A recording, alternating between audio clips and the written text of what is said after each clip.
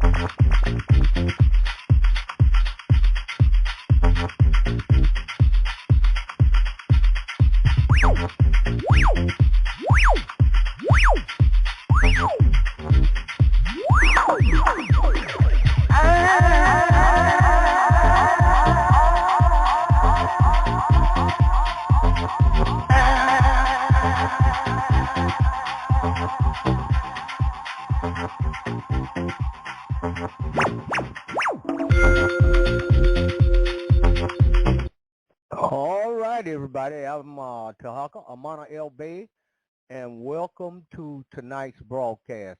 Our special guest is Nicola M. Hurst, author of the book, What is Recovering from 2020? And I think she's got another book out. We're going to ask her about that when she gets in here. The number to dial into the broadcast is 515-605-9757. Press 1 on your phone. That'll give me an indication that you have something to say. We will be dealing with the following questions. What are the media and the United States government hiding? What is the 11-11 minded? What is that? What is meant by media diversion? What is recovering from 2020? What is the U.S. military covering up? Where are we now in America in 2022? These are just a few of the questions that we're going to be dealing with here tonight. And keep in mind on Morris Talk Live 100, our special guest will be Sister Nicola M. Hurst. And the title of the broadcast is Just Because It's New Doesn't Mean It's Good. And a lot of times we run into stuff like that. We feel like, oh, well, you know, that's new. But it's good for us. Nevertheless, we're going to go down in these commercials. When we come back, we'll be ready to go into the broadcast. Y'all hold your hat a minute, and we'll be right back, okay? The greatest move you can make beginning in 2022 is to move out of the public and into the private. That's how you get rid of student loans, child support, mortgages, foreclosures, and all this kind of business. Go to TarhakaDebtElimination.org. That's TarhakaDebtElimination.org. Fill out my Contact Us form by leaving your email address, and I'll rush my free report straight to your email box. Our economy is in shambles today for people who insist on living in the public. Move into the private. Make an easy transaction. Go to www.tarhakadebtelimination.org. That's tarhakadebtelimination.org. Fill out the contact us form and I'll rush you my free report.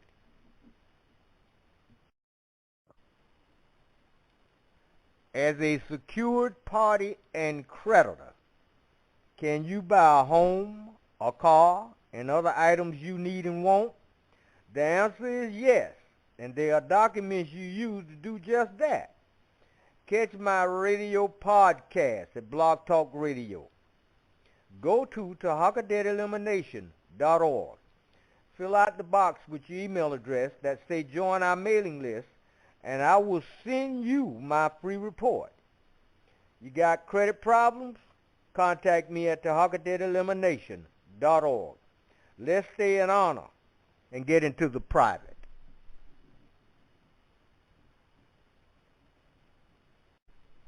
When you know what the Internal Revenue Service is and what their job and duties are, you can use the correct way to deal with them.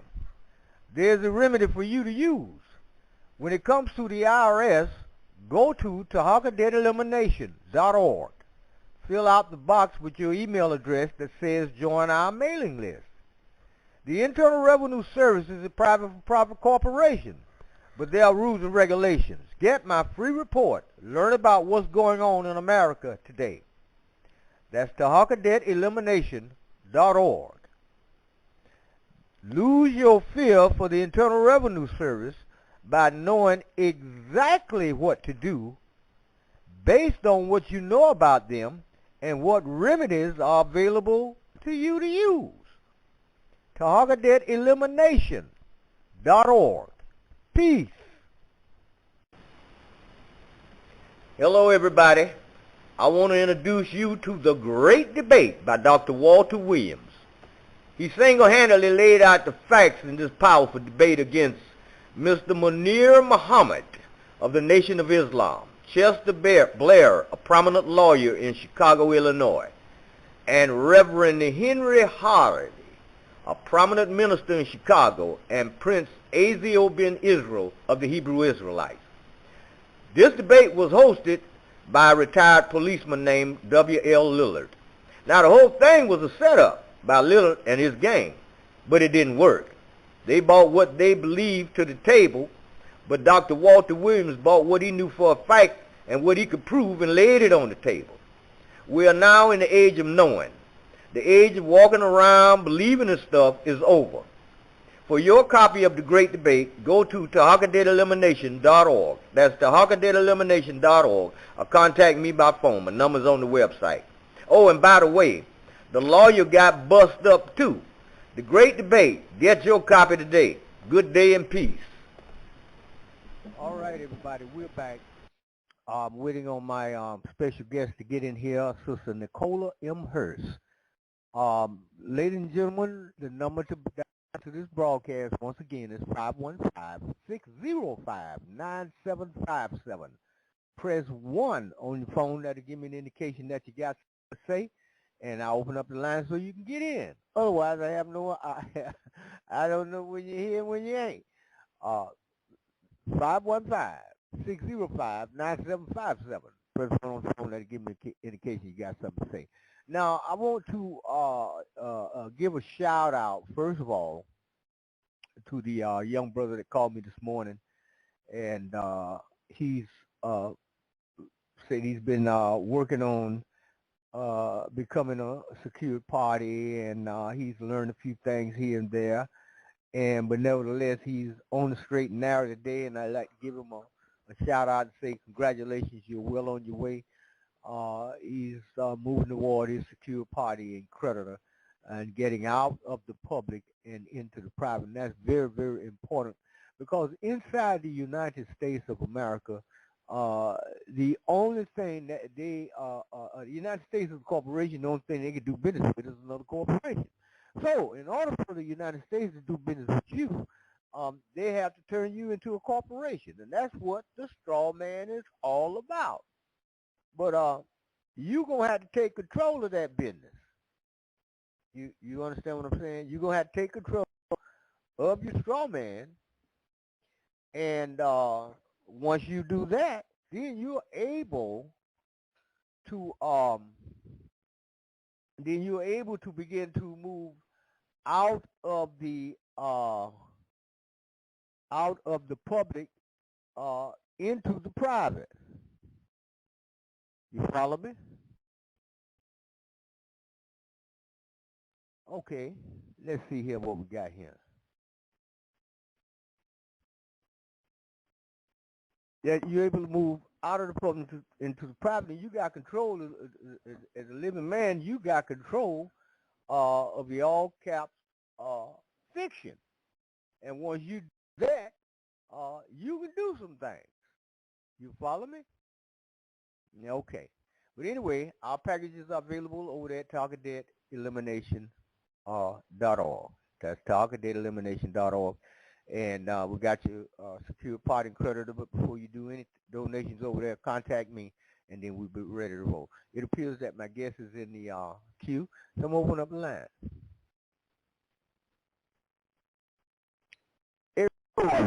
832, Sister Nicola M. Hurst, is this you? It's me. Thank you for inviting me to the show, Tarhaka. You're quite welcome, sister. Welcome, welcome, welcome. And you're coming across loud and clear. And for our listening audience, could you tell us a little bit about yourself and how you got started with what you're doing, and a little background information there, if you would, and about your books. And I'm going to yield the floor so you can do that.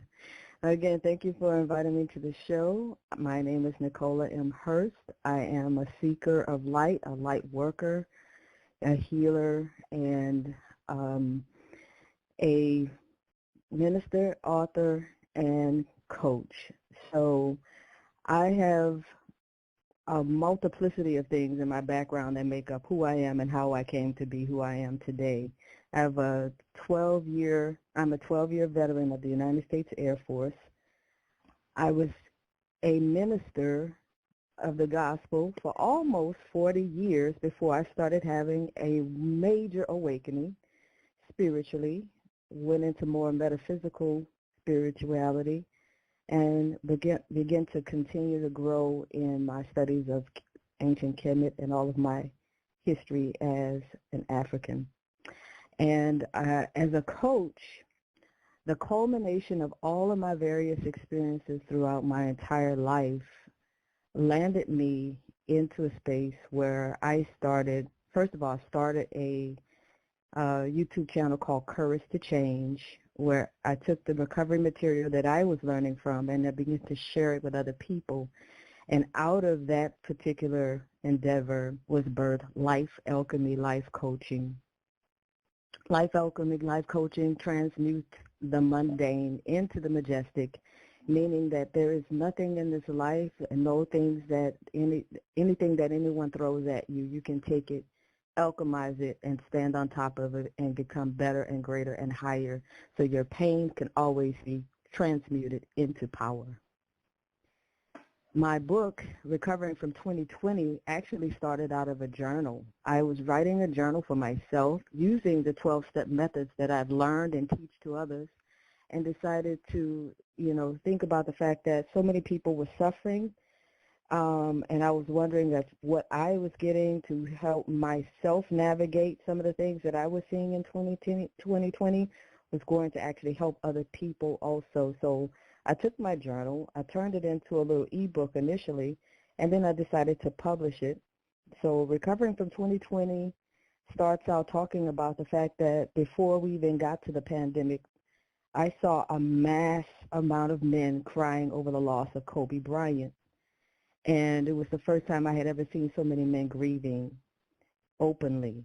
And I took the time to try to address that both on a Facebook Live and then in my writing.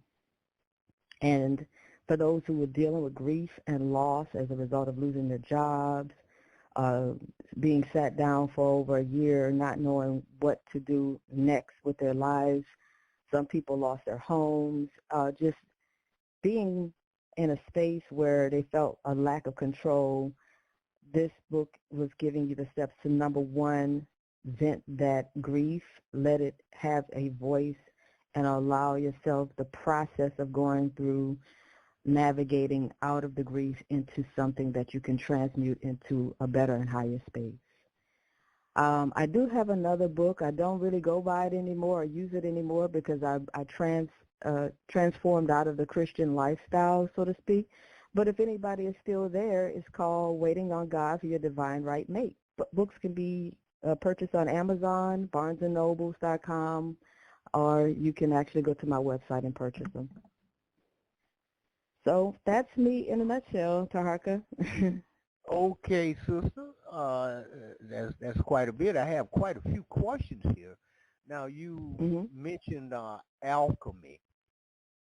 So, is that a part of your life coaching? And exactly how does that work? Because I've heard so many different things, but I deal with astronomy, astrology, the zodiac, and numerology. And I wanted to know if any of that is included in your practices. I use everything that I could possibly learn, but using the word alchemy simply means change, and not only just change, but transformation of one thing into another thing. So I don't take the pain and try to discard it or throw it away. I take the pain and try to rise higher and rise above it by using it as a pillar of strength. On the flip side of everything that is a weakness, there's a strength, and vice versa. So alchemy, for me, personally means transmutation, pain into power. Okay. Now, you say you was a part of the United States Air Force. Now, well, let me ask you this. Do you recommend our brothers and sisters to still join the United States military today? Absolutely not. Okay. Absolutely not. All right. Well, I will tell you, why not? Find something else to do. Find something else to do. Okay. Well, what kind of experience did you have that's not good? Because everything, just because it's new doesn't mean it's good. So what happened with you?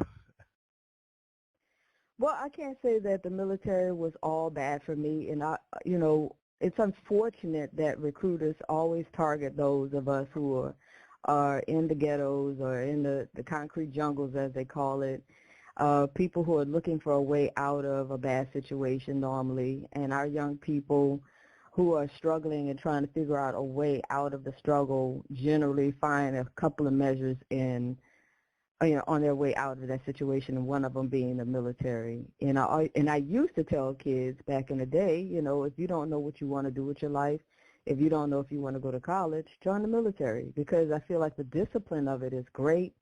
The ability to travel and see new places and do new things, that's amazing. So it did offer me that, and I did take advantage of that, and I enjoyed that part of the military. But I also got to see a lot of other things along the way as opposed to, just having the good. There was the flip side of that you were not your own anymore. And for me, seeing the experimentation that was done on my body as a result of being, quote unquote, the property of the government, not necessarily a person anymore, but the property of the government, is where my experience started to turn dark as far as the things that I was experiencing in the military. And so some things I didn't even learn about until very, very recently, when a very recent article came out. But for the most part, I did suffer through trauma in the military. I did suffer through extreme racism in the military. I did go through military sexual trauma. I went through a lot of different things that I wouldn't advise any person to sign up for and have to deal with. So some people, this is just my experience, but some people go through it and not have a problem at all. They get out, they do 20, 30 years, they get out, they have all their benefits, they're still healthy and fine, and they didn't have anything that took them down to the point that I got taken down, but some people have a whole different experience. You know, I was fighting a case to Congress about military sexual trauma and abuse long before the Vanessa Guillon from the case that Vanessa Guillon has gone through with their family right now. So I'm very familiar with seeing a lot of things happen on bases that, you know, wouldn't make the 5 o'clock news. Wow. Okay. Now, before we get down into the nuts and bolts of wiggle pins of what happened, because I looked at your video talking about the what was going on about the illness and stuff, but before we get down to that, could you tell us what is meant by 1111 minded? What is that about? Well, you're a numbers man, right? Oh yeah, yeah. And so you know these numbers mean something. But normally when people start going through an awakening, I hear multiple people talk about they start seeing these numbers prop up everywhere. Like, what does that mean? You know, as they begin to become conscious, begin to see things for what they really are, this awakening causes them to start seeing certain things a certain way, and one of the things is 1111. It pops up everywhere. And it's initial numbers that people see when they're coming through that space, that portal of awakening. And so the 1111 minded meeting is something that I hold every Sunday night, the end of the month, once a month at 6:30 p.m. Central Time, where like-minded people who are awakened or awakening can have real discussions without being censored by the, you know, YouTube channels and all the rest of that stuff. They can actually just openly ask questions, talk about experiences, talk about the things that are happening right now, and feel welcomed and feel accepted that they are among people who get it, who understand what's going on. Okay. Now, your book, Recovering from 2020, they can, where do they get that from, that book? To get that from Amazon, or can they just go online and order it? What do you recommend that? How do you recommend they get that book? There's several ways they can get this book, and I have several links. I don't know if they're up, but I have a link for you to go to Amazon and purchase the book. You can actually purchase it from Barnes & Nobles. You can purchase it from my website, nhalchemy.com, nhalchemy.com. And I also have a Gumroad link as well where you can purchase it if you want to get a signed copy from me. So there's various places where you can purchase the book. Okay. You want to give us some of the little highlights up in there? Sure, I would love to. So like I said, it's a very small book because I wrote it as a journal for two reasons. I wrote it the way I did. When people are in grief or when they're going through something, they don't want to be taxed with a whole lot of information and been bombarded with a major amount of information that they have to sort through. It's like, give me the bullet points and let me go on my way, right?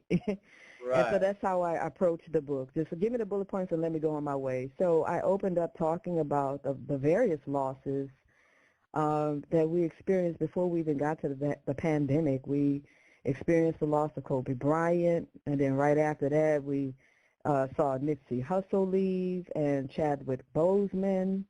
And then everything shuts down in March with the coronavirus, right? Mm-hmm. And so people were really going through it.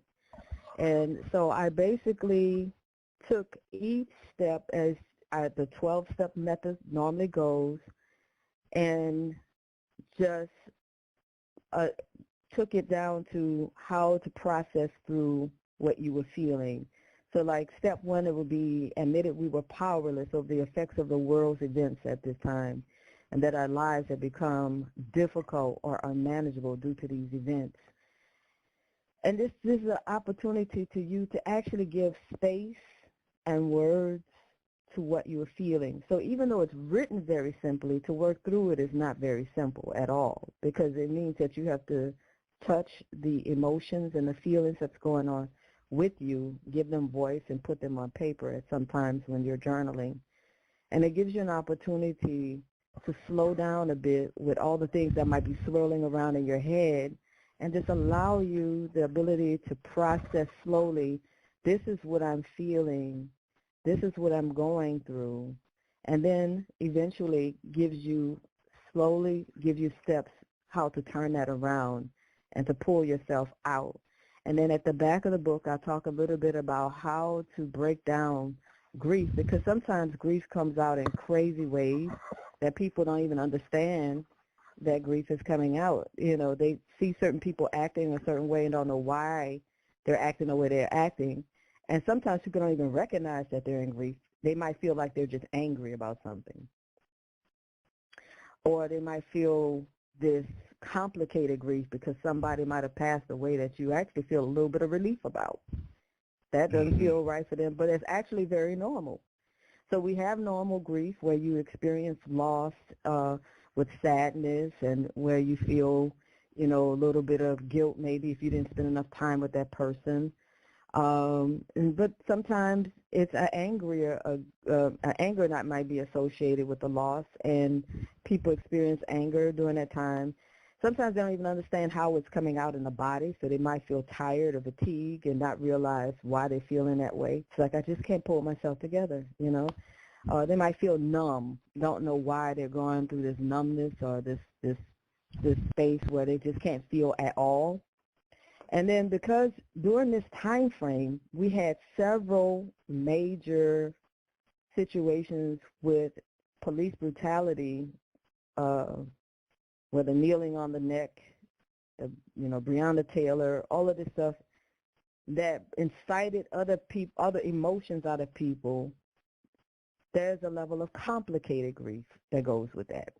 So it's one thing to have grief when your grandma that lived a really long life, close to 100 years old, she passes away. Yeah, there's pain, there's sadness, there's loneliness, there's grief in that space. It's another thing when you see a life that was snuffed out at 24, 25, 6-year-old that shouldn't have been taken out. That's a whole other level of complicated grief. So we address that in the book as well and help people to find their way through it. So that's the book in a nutshell. Okay, all right. Well, now you've been in the military, so what is the military hiding?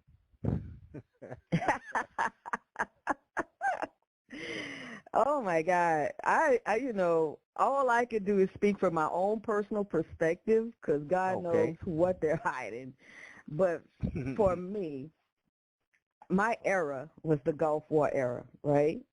Okay. And so the information that I've been putting out recently is around this particular thing with the Gulf War era, because I just found out something on May 17th this year, and it just changed my whole world around in a way that I did not understand. So back in the early 90s, let me see, I don't even know where to start with this, but let me start with technology first, and I'll work my way into the other components of this.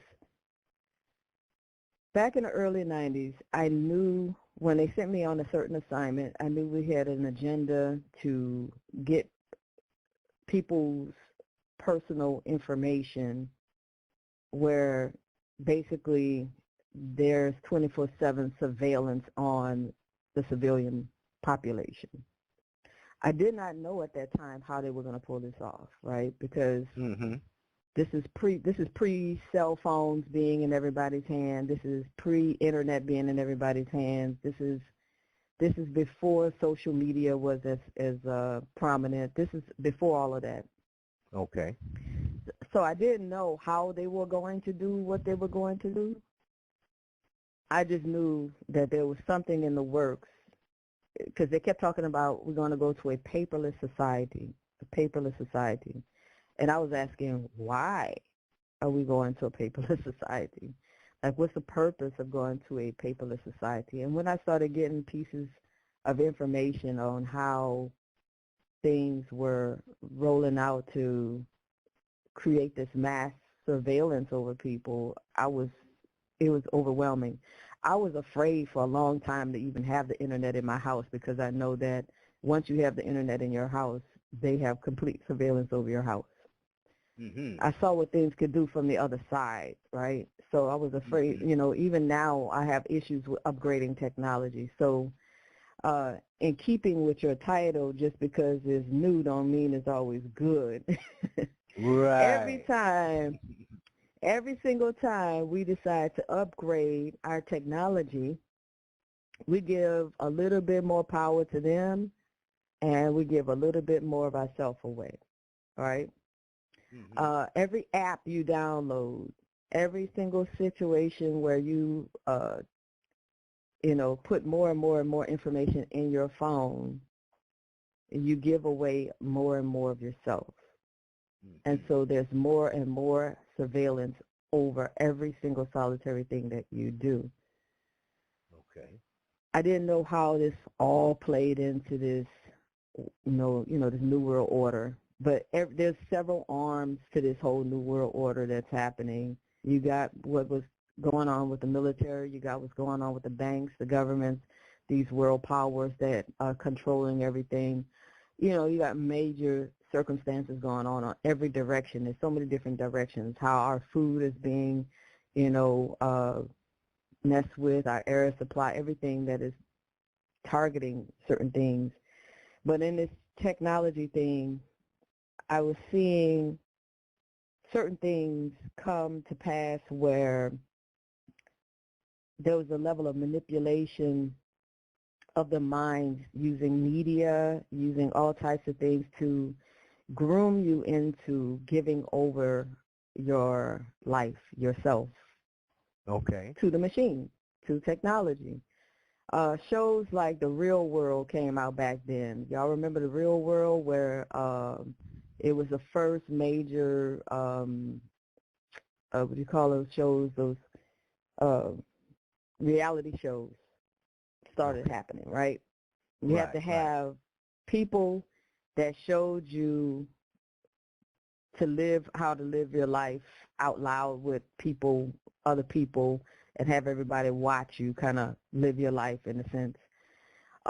They propped up certain families so that people could feel like, okay, if I just put my whole life out there like this family, I'll have the accoutrements of what they have.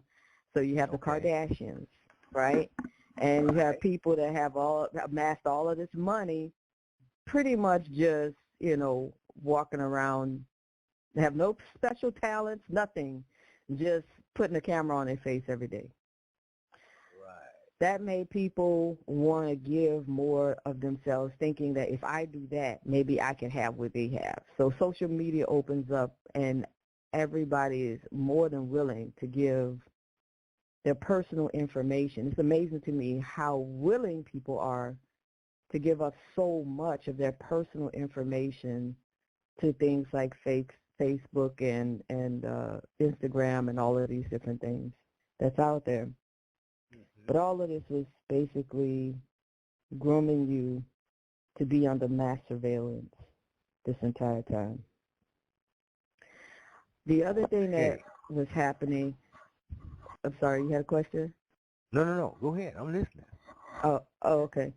So the other thing that was happening that I didn't really see fully until later on down the road is they were using our bodies as glorified experimental rats with some of the things they were trying on us through the vaccines. So I am a part of the 1990-91 Gulf War era where those who went there, they said was exposed to certain things that happened over in that region, and they came back sick, right? But some of us that didn't go to the Gulf War region were also getting sick, and we didn't know why. We were dealing with certain things that were slowly coming upon us. Some people died really quickly. Other people, certain symptoms didn't show up until 10 years later. And when they were coming up on us, these symptoms, we didn't even equate it with our service because it just seemed so irrelevant to the service. There could have been gastrointestinal issues, headaches. You might have been feeling fatigue, didn't know why you were feeling fatigue. You might have been having brain fog, didn't understand why. And then anytime you went to the VA or went to the doctor, they would tell you, well, the pain or whatever you were feeling was all in your head. Or, you know, just take this medication, that medication, whatever. And so most people didn't equate this with a certain thing that had anything to do with the military if they didn't go to that particular region. Now, I was deployed, but I was deployed stateside to work in headquarters. I did go to Bosnia, but I didn't go to the Gulf area. It wasn't until May 17th this year that the entire picture got put together for me of what I was seeing and what I had experienced in my life. I watched a lot of young people that I knew and loved. They were my mentors. I was in my 20s, but they were in their 40s at the time. A lot of them passed away really early. A lot of them died before the age of 56. I watched everybody from my era get sick with chronic fatigue, fibromyalgia, Graves' disease, MS, cancer, just a host of things. And I'm talking about people who were otherwise very, very healthy, all of a sudden having issues with their joints and their muscles and pains and aches in their bodies and not understanding what was going on. And we never were able to put two and two together. So they talked about Gulf War illness. It's not a specific diagnosis. It's just a multitude of various things, like all of those things I mentioned, that's under the umbrella of that era. So they call it Gulf War illness. And so I didn't think I fit in that because I didn't go to Iraq. I didn't go to Iran. I didn't go to Iraq. I didn't go to these places. I wasn't in that area. Even though I served that era, I didn't go to that area. But I wake up on May 17th. I go to my email and I find this article. Researchers think they found the cause of Gulf War illness. So I'm going to pull out a few things, if you don't mind, if you got time. And I want to read a little bit to people, too, because I want people to see what I saw. Okay. So after nearly 30 years of trying to prove a theory that an environmental toxin was responsible for sickening roughly 250,000 U.S. troops who served in the 1990-91 Persian Gulf War, Dr. Robert Haley says new research confirms that sarin nerve gas caused Gulf War illness. Following the Gulf War, nearly one-third of all who deployed reported unexplained chronic symptoms such as rashes, fatigue, gastrointestinal and digestive issues, brain fog, neuropathy, and muscle and joint pain. Federal agencies spent years broadly dismissing the idea that troops may have been suffering from exposure to chemical agents, with many veterans experiencing symptoms sent to mental health providers. Now, I thought that I was the only one that was hearing the doctors tell me every time I went in about these aches and pains I was having, you know, that's all in your head. Maybe you need to see that psychiatrist upstairs, right? That's what it was telling me. But they had all of these doctors on code. And all of them was telling us that our pain was all in our head. that we had mental issues. Maybe you have PTSD and trauma that's coming out. And the whole time, they knew that we was exposed to this nerve gas. And I know y'all are asking, well, if you didn't go to the region, how were you exposed? Well, I found out that they put the sarin nerve gas, they diluted it, and put the sarin nerve gas in our anthrax vaccine. Wow. And so every person that is deployed, or every person that's in the military, you have to have a series of vaccines every so often to keep your shot records up, right? You don't get out of it. It's not something that you just took your vaccines and you thought everything was fine. So it's not like it's something that you thought was, strange or difficult. They just did your stuff so that anybody had to deploy, you already ready to go. Had no idea, because the only common denominator of all of us that got sick was the vaccines. And so I'm bringing this up to the public because we were your experimental monkeys for a reason. So I highly, go ahead. This is all designed to, because if they're putting in the vaccine, it has to do with the reduction of Earth's population, and this was done by the United States military. Is that correct? Absolutely. Okay, continue. So, this article goes on and says there's still more than 100,000 Gulf War veterans who are not getting help for this illness, and our hope is that these findings will accelerate the search for better treatment. Here are some other things that we may have been exposed to in those vaccines. Something called cyclosarin, which is also a part of the sarin family, organic phosphate, bromide. What else is in here? It's a bunch of stuff, right? And it has all of these various symptoms that we were all experiencing, but nobody linked it to what we were dealing with purposely. Now, this guy, Robert Haley, he was a whistleblower that came out in 2013. He tried to blow the whistle on this back then. He was silenced, and he had to quit, the VA, because he found out that they were skewing the research, hiding the research, and permanently losing the research so that people wouldn't find out that this is what they were studying on us. So the entire time we go in there for treatment to find out, I'm having this issue or that issue, they already know that we're a freaking test subject. And all they're doing is seeing how the test subject is doing now and documenting stuff, all while telling us none of this even exists because your pain is all in your freaking head. You get what I'm saying? Wow. Yeah. Now, let me ask you something. Now, is this going on now, today, in 2022 as well? This is going on not only today, it's been going on since the inception of the military.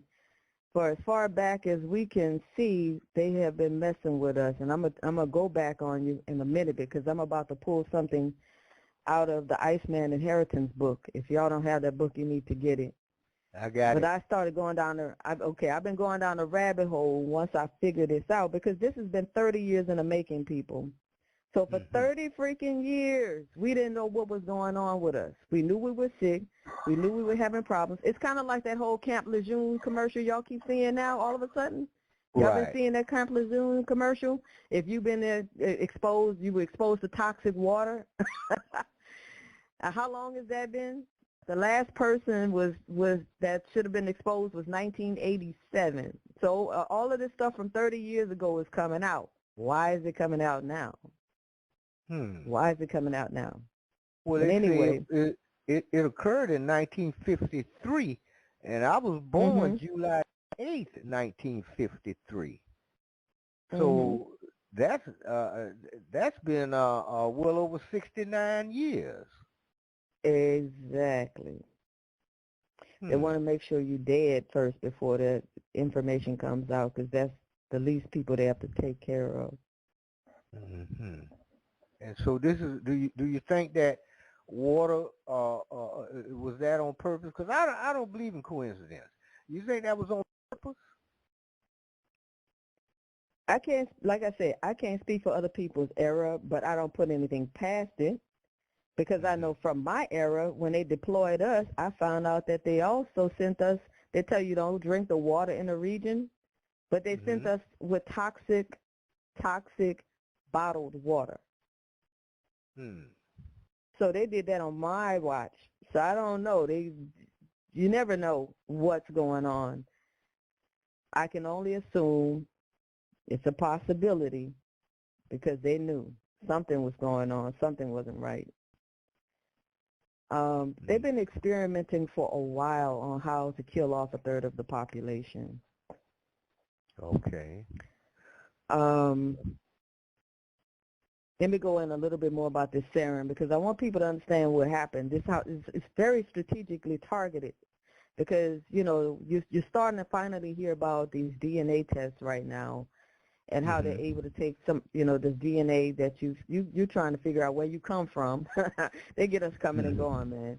You know, steal us, take us our identity, and the whole nine. Now you want to figure out where you come from, so give us your DNA so we can target you again and figure out how to kill you more strategically. So this I kept seeing in this article about this PON1 gene in the body. So it says the researchers tested for variants of a gene that helps the body metabolize pesticides called PON1. And some people have this variant of the gene, and it's more effective in breaking down sarin, while others have a variant that helps process chemicals like pesticides, but is less effective against sarin. By the way, if you all don't know what sarin, you can look it up. It was basically created to help as a pesticide against weevils in Germany, and then they took it to Hitler, who wanted to see how Hitler wanted to use it. It was talking about using it as a military agent back then, but Hitler was in the military, and he was like, he thought that he was affected by nerve gas himself, and he was like, I would never use that against humans. Imagine that. But yet Great Britain's like, okay, we'll use it. So they took this thing that was supposed to be a pesticide, and they decided they're going to kill off humans with it instead. So this PON1 gene, if it's strong in your body, you can break this stuff down, and you will be less likely to be affected. So then, you know, you have people from my era, it's like, well, I was fine. I've never had any issues, but that means that the gene is stronger in your body. But then you have the others that the gene is not so strong, and so you're more of a target. So if you didn't have a strong PON1 gene, your body couldn't, process the sarin out of the system. It broke the blood-brain barrier to the brain, and that's what caused neurological damage in the brain. So a lot of the issues that people are dealing with are neurological issues because of the inflammation of the brain. So we were fighting, the pain in the body, not knowing that it was inflammation of the brain this entire time. Okay. So you don't know how to reverse something if you don't know the source of where it comes from or what's happening, right? So all of these 30 years, we didn't know what caused this. We're just now figuring out what caused the problem. So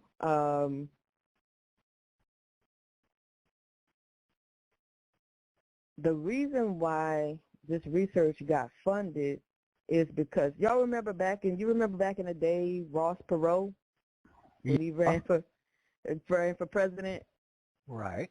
Well, Ross Perot is a Navy veteran, and he funded the research to find out what was going on. Kudos to him for this. So grateful for his $1 billion funding to figure out where it's coming from. But yeah, all of this basically is a test run on us as a control population to run the deal down on the mass population. Now, we've been dealing with information about, things coming out using military installations and veterans for quite some time for them to control the population, but they always try it out on us first. So if you have the Iceman inheritance, this is on page 5, where it talks about the Legionnaire's disease. This was 1976. This to show you how long, I'm just talking about this because it's showing you how long they've been running stuff like this. It's just new to me because it's my era and I got caught up in it, and I didn't know any better back then. I was a kid joining the military, Right. But it says more than one expert has voiced the opinion that the mysterious Legionnaire's disease, which struck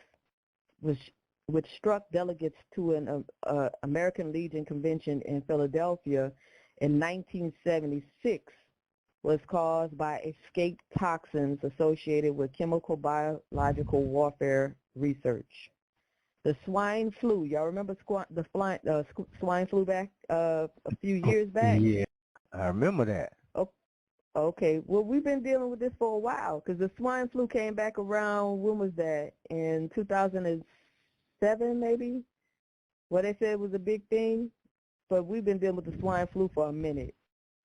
But it says the swine flu of 1975-76 has also suspiciously, has suspicious military overtones. The 4 original causalities of swine flu were soldiers stationed at Fort Dix, New Jersey. Biological warfare agents are stored at Fort Dix, and the swine influenza is a prime CBW, chemical biological warfare, if anybody's asking, research agent. As early as 1969, U.S. Congressman Richard D. McCarthy published evidence linking epidemic disease in men, domestic, cattle, wildlife, and food crops to escaped CBW, chemical biological warfare toxins. Most incidents up until 1969 had taken place in the vicinity of the Fort Dix, Fort Detrick, Pine Bluff, Arkansas, and Dugway grounds, Utah, CBW research installations. So this has been going on for a while. I just didn't know how far back this went. But then when I started going back and researching how they were doing this, back when we had World War I was told that they purposely made the troops sick during that war, and brought, that was the Spanish flu back then, so that they can go back and get the public sick and expose them once they went back home. So they've been doing this since 1924, at least, into in this particular thing with chemical biological warfare. But this whole trying to control, corral, and keep the population a certain way, it goes all the way back centuries ago. And I feel like I'm talking a lot, so I'm giving you a chance to go ahead. That's okay. I'm listening to every word. So if you don't have this book called Murder by Injection, you need to get it. There's a guy that wrote this his name was Eustace Mullins. He died in 2010 he died. He was, How you spell his and so name? this book, Eustace, EUSTACE, Clarence Mullins, Mullins, Eustace Clarence Mullins. He died in 2010. This book was written in 1988. And yet everything I have talked to you about so far is all in this book. Every single thing with the vaccines. He went to talk about how they were going to destroy us with fluoride. He talked about how they were going to destroy us with pesticides, how they were going to contaminate the food chain. He talked about the medical monopoly and how the Rockefellers got involved with taking over the medical society and how that came about. Everything that we are seeing was already written. This goes deep.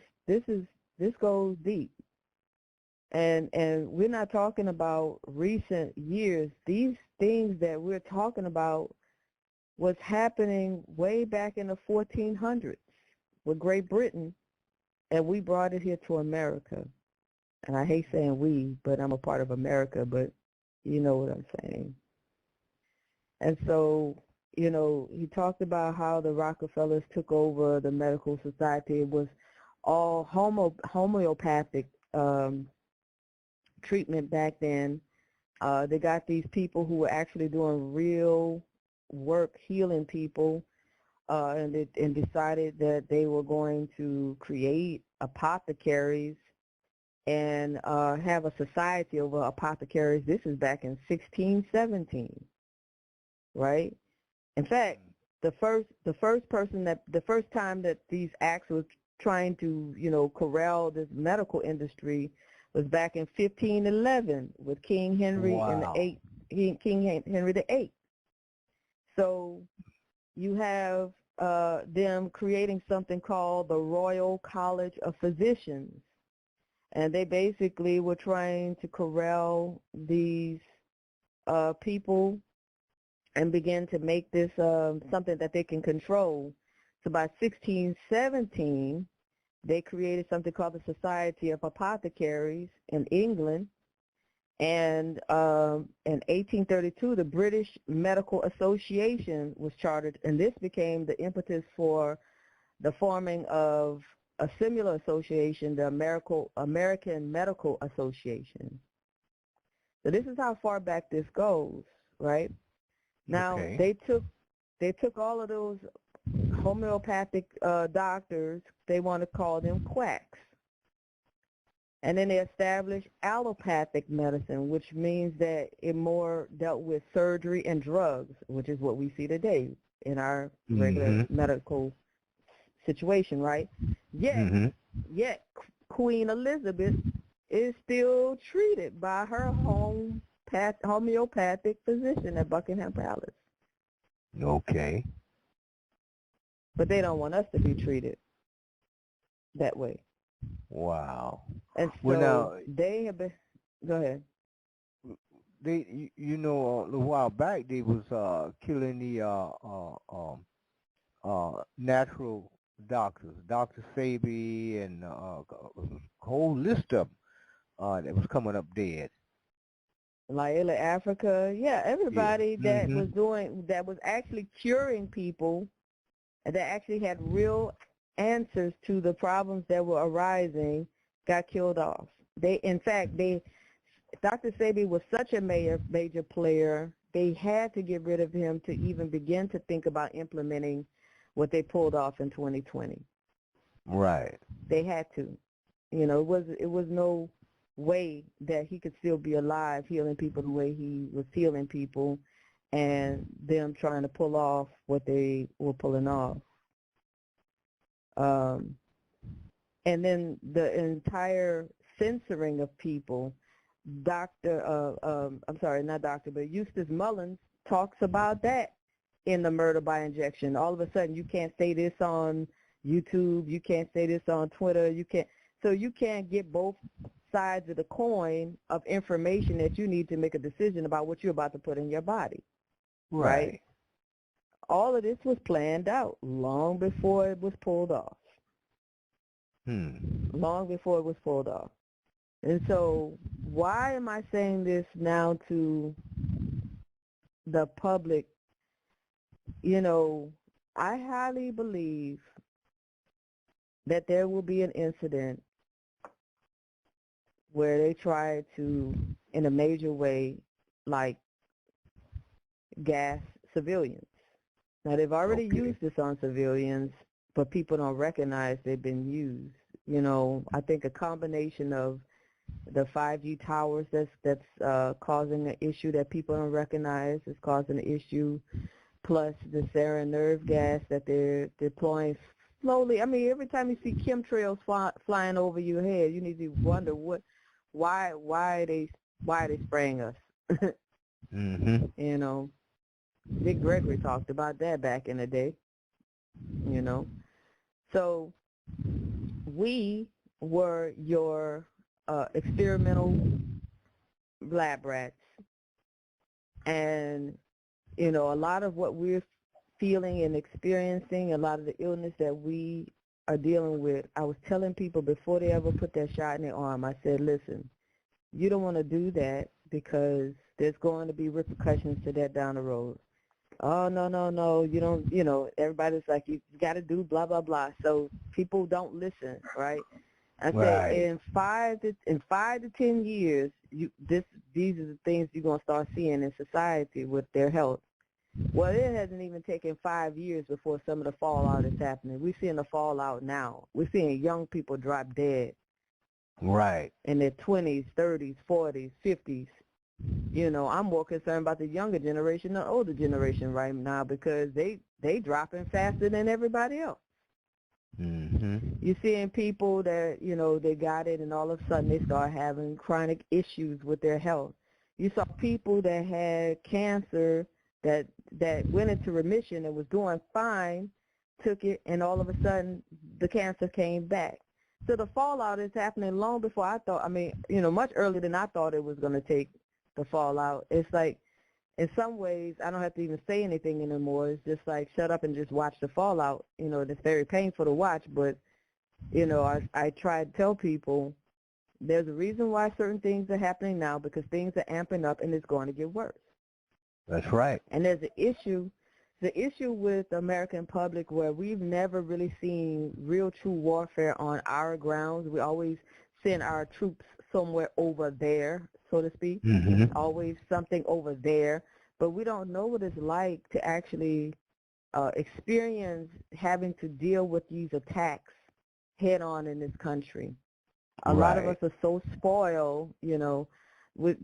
There's a saying that the Marine Corps have, you know, when somebody said, oh, we're at war with such and such, or whoever we're at war with, and they said, no, America is not at war with Iraq or whatever. The Marines are at war with them. America's at the mall, because there's such a disconnect with what we're doing around the world, and we're so spoiled, we don't know what it would be like to have to navigate through that type of warfare head on. But it's coming. Oh, yeah. You already see it happening. You already see the prices of everything amping up. You saw gas go out of control. You're watching, if you're paying attention to anything, you might have been seeing what's happening in Mississippi right now, and all of those people that have been hit by storms, and they don't take anything lightly. Any quote unquote natural disaster is something they use to their benefit to try to destroy us. Anything that could possibly be turned around to work for those powers to dominate, control, take your rights away, and corral you or destroy you will be utilized by these powers that be. And so I've been doing, on my channel, I've done a couple prepping videos with one of the premier preppers that I know of, Mr. Aaron Olinger, where if you go to Courage to Change on YouTube, we talk about various ways to try to get yourself together, because it's coming. It's coming. Well, I have a few of your plugs here. And before we continue, I'd like to take a break and run one of these plugs. And when we come back, then we can take up where we left off at. Is that okay with you? Okay. Mhm. All right.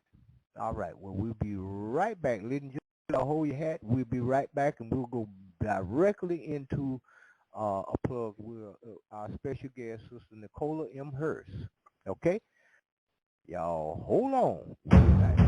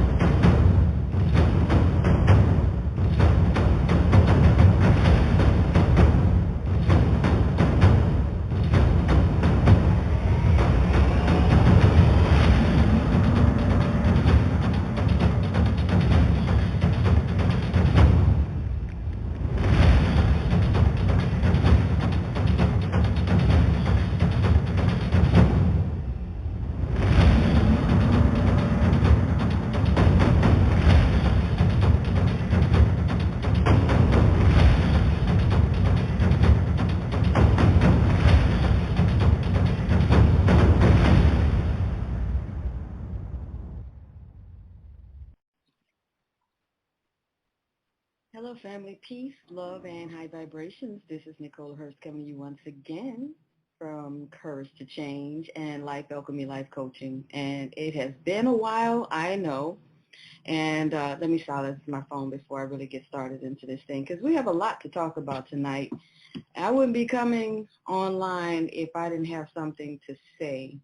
And I made some notes. You'll see me referencing some notes along the way because I wanted to bring so many points up, and I don't want to lose my points that I'm making. So it's not going to be polished and beautiful. But if you saw the title, then you understand where I'm coming from tonight. What does social media's celebrity news have to do with what I'm about to talk about? Distractions, distractions, distractions. So I'm going to flip my screen around and I'm going to go to my PowerPoint and we'll start from there. How about that? All right.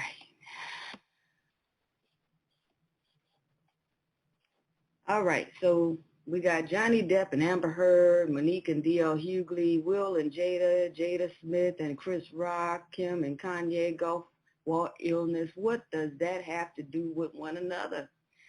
It is distraction. Distraction, distraction, distraction. Each and every time I see us go down a major rabbit hole of all of these various celebrities that they want us to keep our attention, pull our attention to. There's something major going on in the background. And I feel like every time you see that, you need to stop and figure out, okay, what's really, truly going on. So I'm going to start the slideshow just so I can start talking about my various points. Hold on a second. Let me get started here. And I will move myself out of the picture so that you guys can see where I'm coming from. So while we were caught up with what's going on with Kim and Kanye and the whole D.L. Hughley and Monique situation, when we took every opportunity to analyze and reanalyze and analyze over and over again the Oscar slap, major things was happening. And this is the way it rolls out. They don't tell you the major news on the 5 o'clock news where it's supposed to be serious news, right? And so social media was the one space where we were able to get real news kind of leaked out in a way where we can share it amongst ourselves. But now they have done such a great job of getting us off the mark and into foolishness where we go down a rabbit hole of nothingness, that when real things roll out, it often gets overlooked.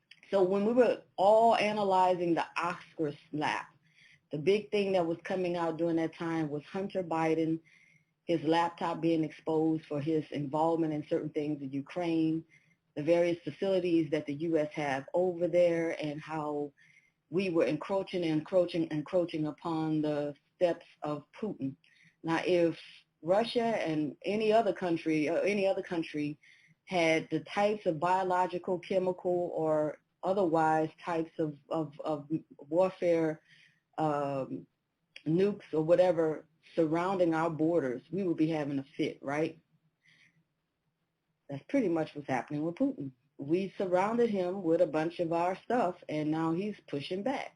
But while this was going on and all of this information was coming out, we were sidetracked by the slap. So recently, I saw us sidetracked again with the Monique and D.L. Hughley situation, and everybody was going down the rabbit hole of that.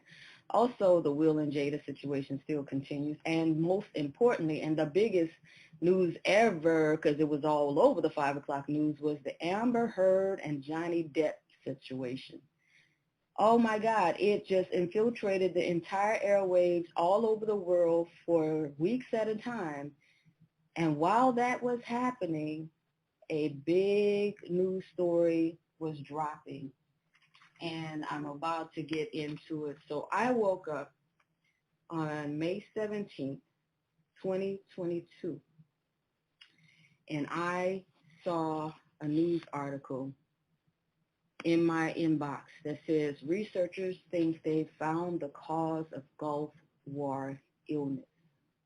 Now, I know a lot of civilians feel like, well, I guess I can click off now because that don't have anything to do with me. I would just say hang in there for a second, and we'll see if there's a connection for you as a civilian as I talk about what the military men and women went through in the Gulf War era. All right? So after 30 years, this is finally coming out.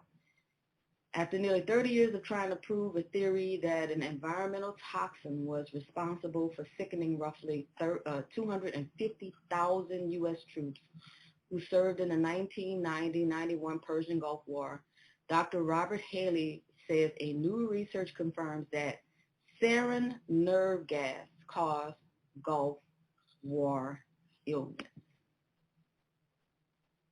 So it says more than 250,000 troops were affected. Following the Gulf War, nearly 1/3 of all who deployed reported unexplained chronic symptoms such as rashes, fatigue, gastrointestinal and digestive issues, brain fog, neuropathy, and muscle and joint pain. Federal agencies spent years broadly dismissing the idea that troops may have been suffering from exposure to chemical agents. with many veterans experiencing symptoms that they were sent to mental health providers. Now, why is this important? Because I am one of those people who served in the Gulf War era, and I'm going to talk to you about what is written, factual information now, research that is here, research that is out, research that is not speculation. This is not something that's woo-woo-woo and in my head. This is actual scientists who have gotten to the point now where they are releasing information that they have been holding on for 30 years. Now, I served in Bosnia, but I did not go to the Gulf War region, and I'm going to tell you why that's important in a minute. But many people who have gone to their doctors, the VA, and the whole nine, saying that they were experiencing a lot of these various illnesses, they were dismissed and said, well, you need to go see a psychiatrist, you need to see a psychologist, but none of this stuff is real. I think your pain is all in your head. You might have some mental issues you need to work out.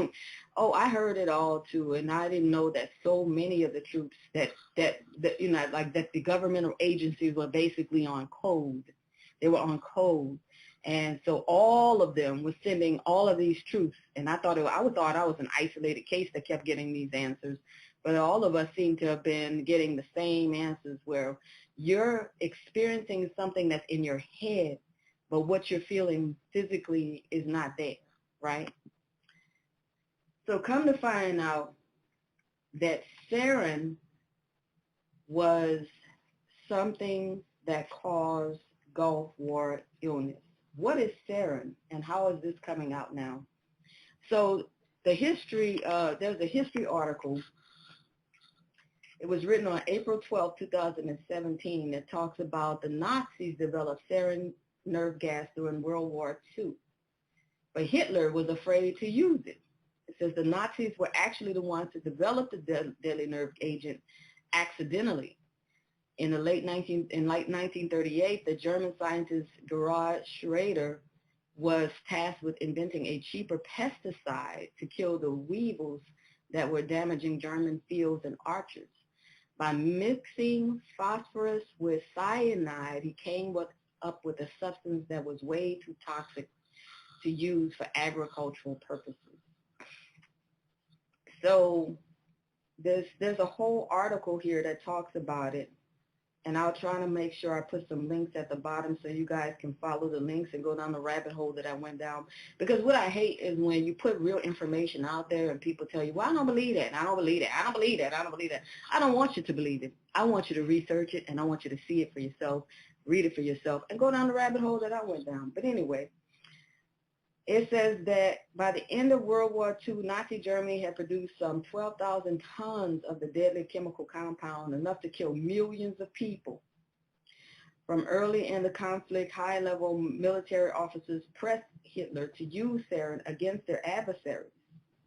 But despite much pressure, Hitler declined to employ it as a chemical weapon against Allied powers.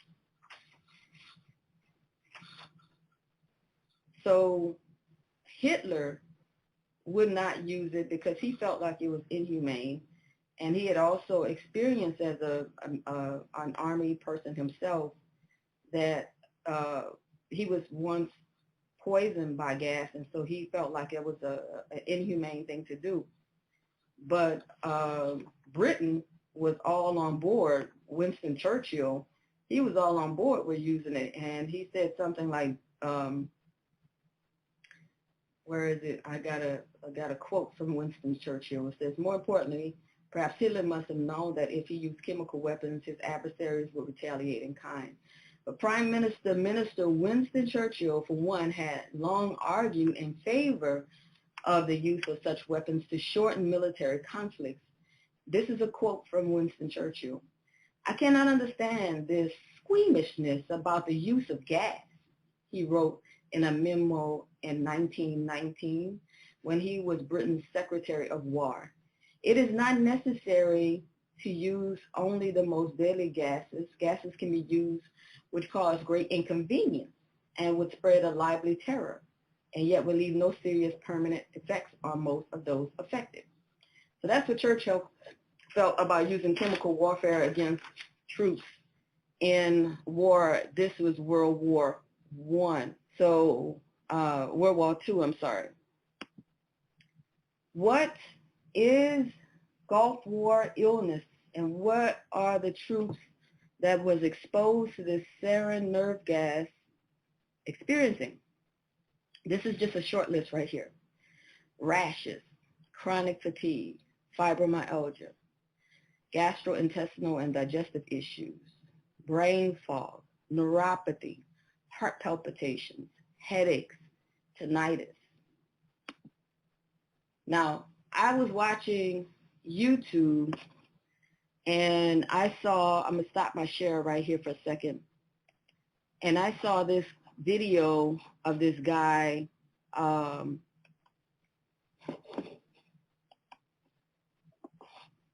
on, I'm going to share it, this commercial,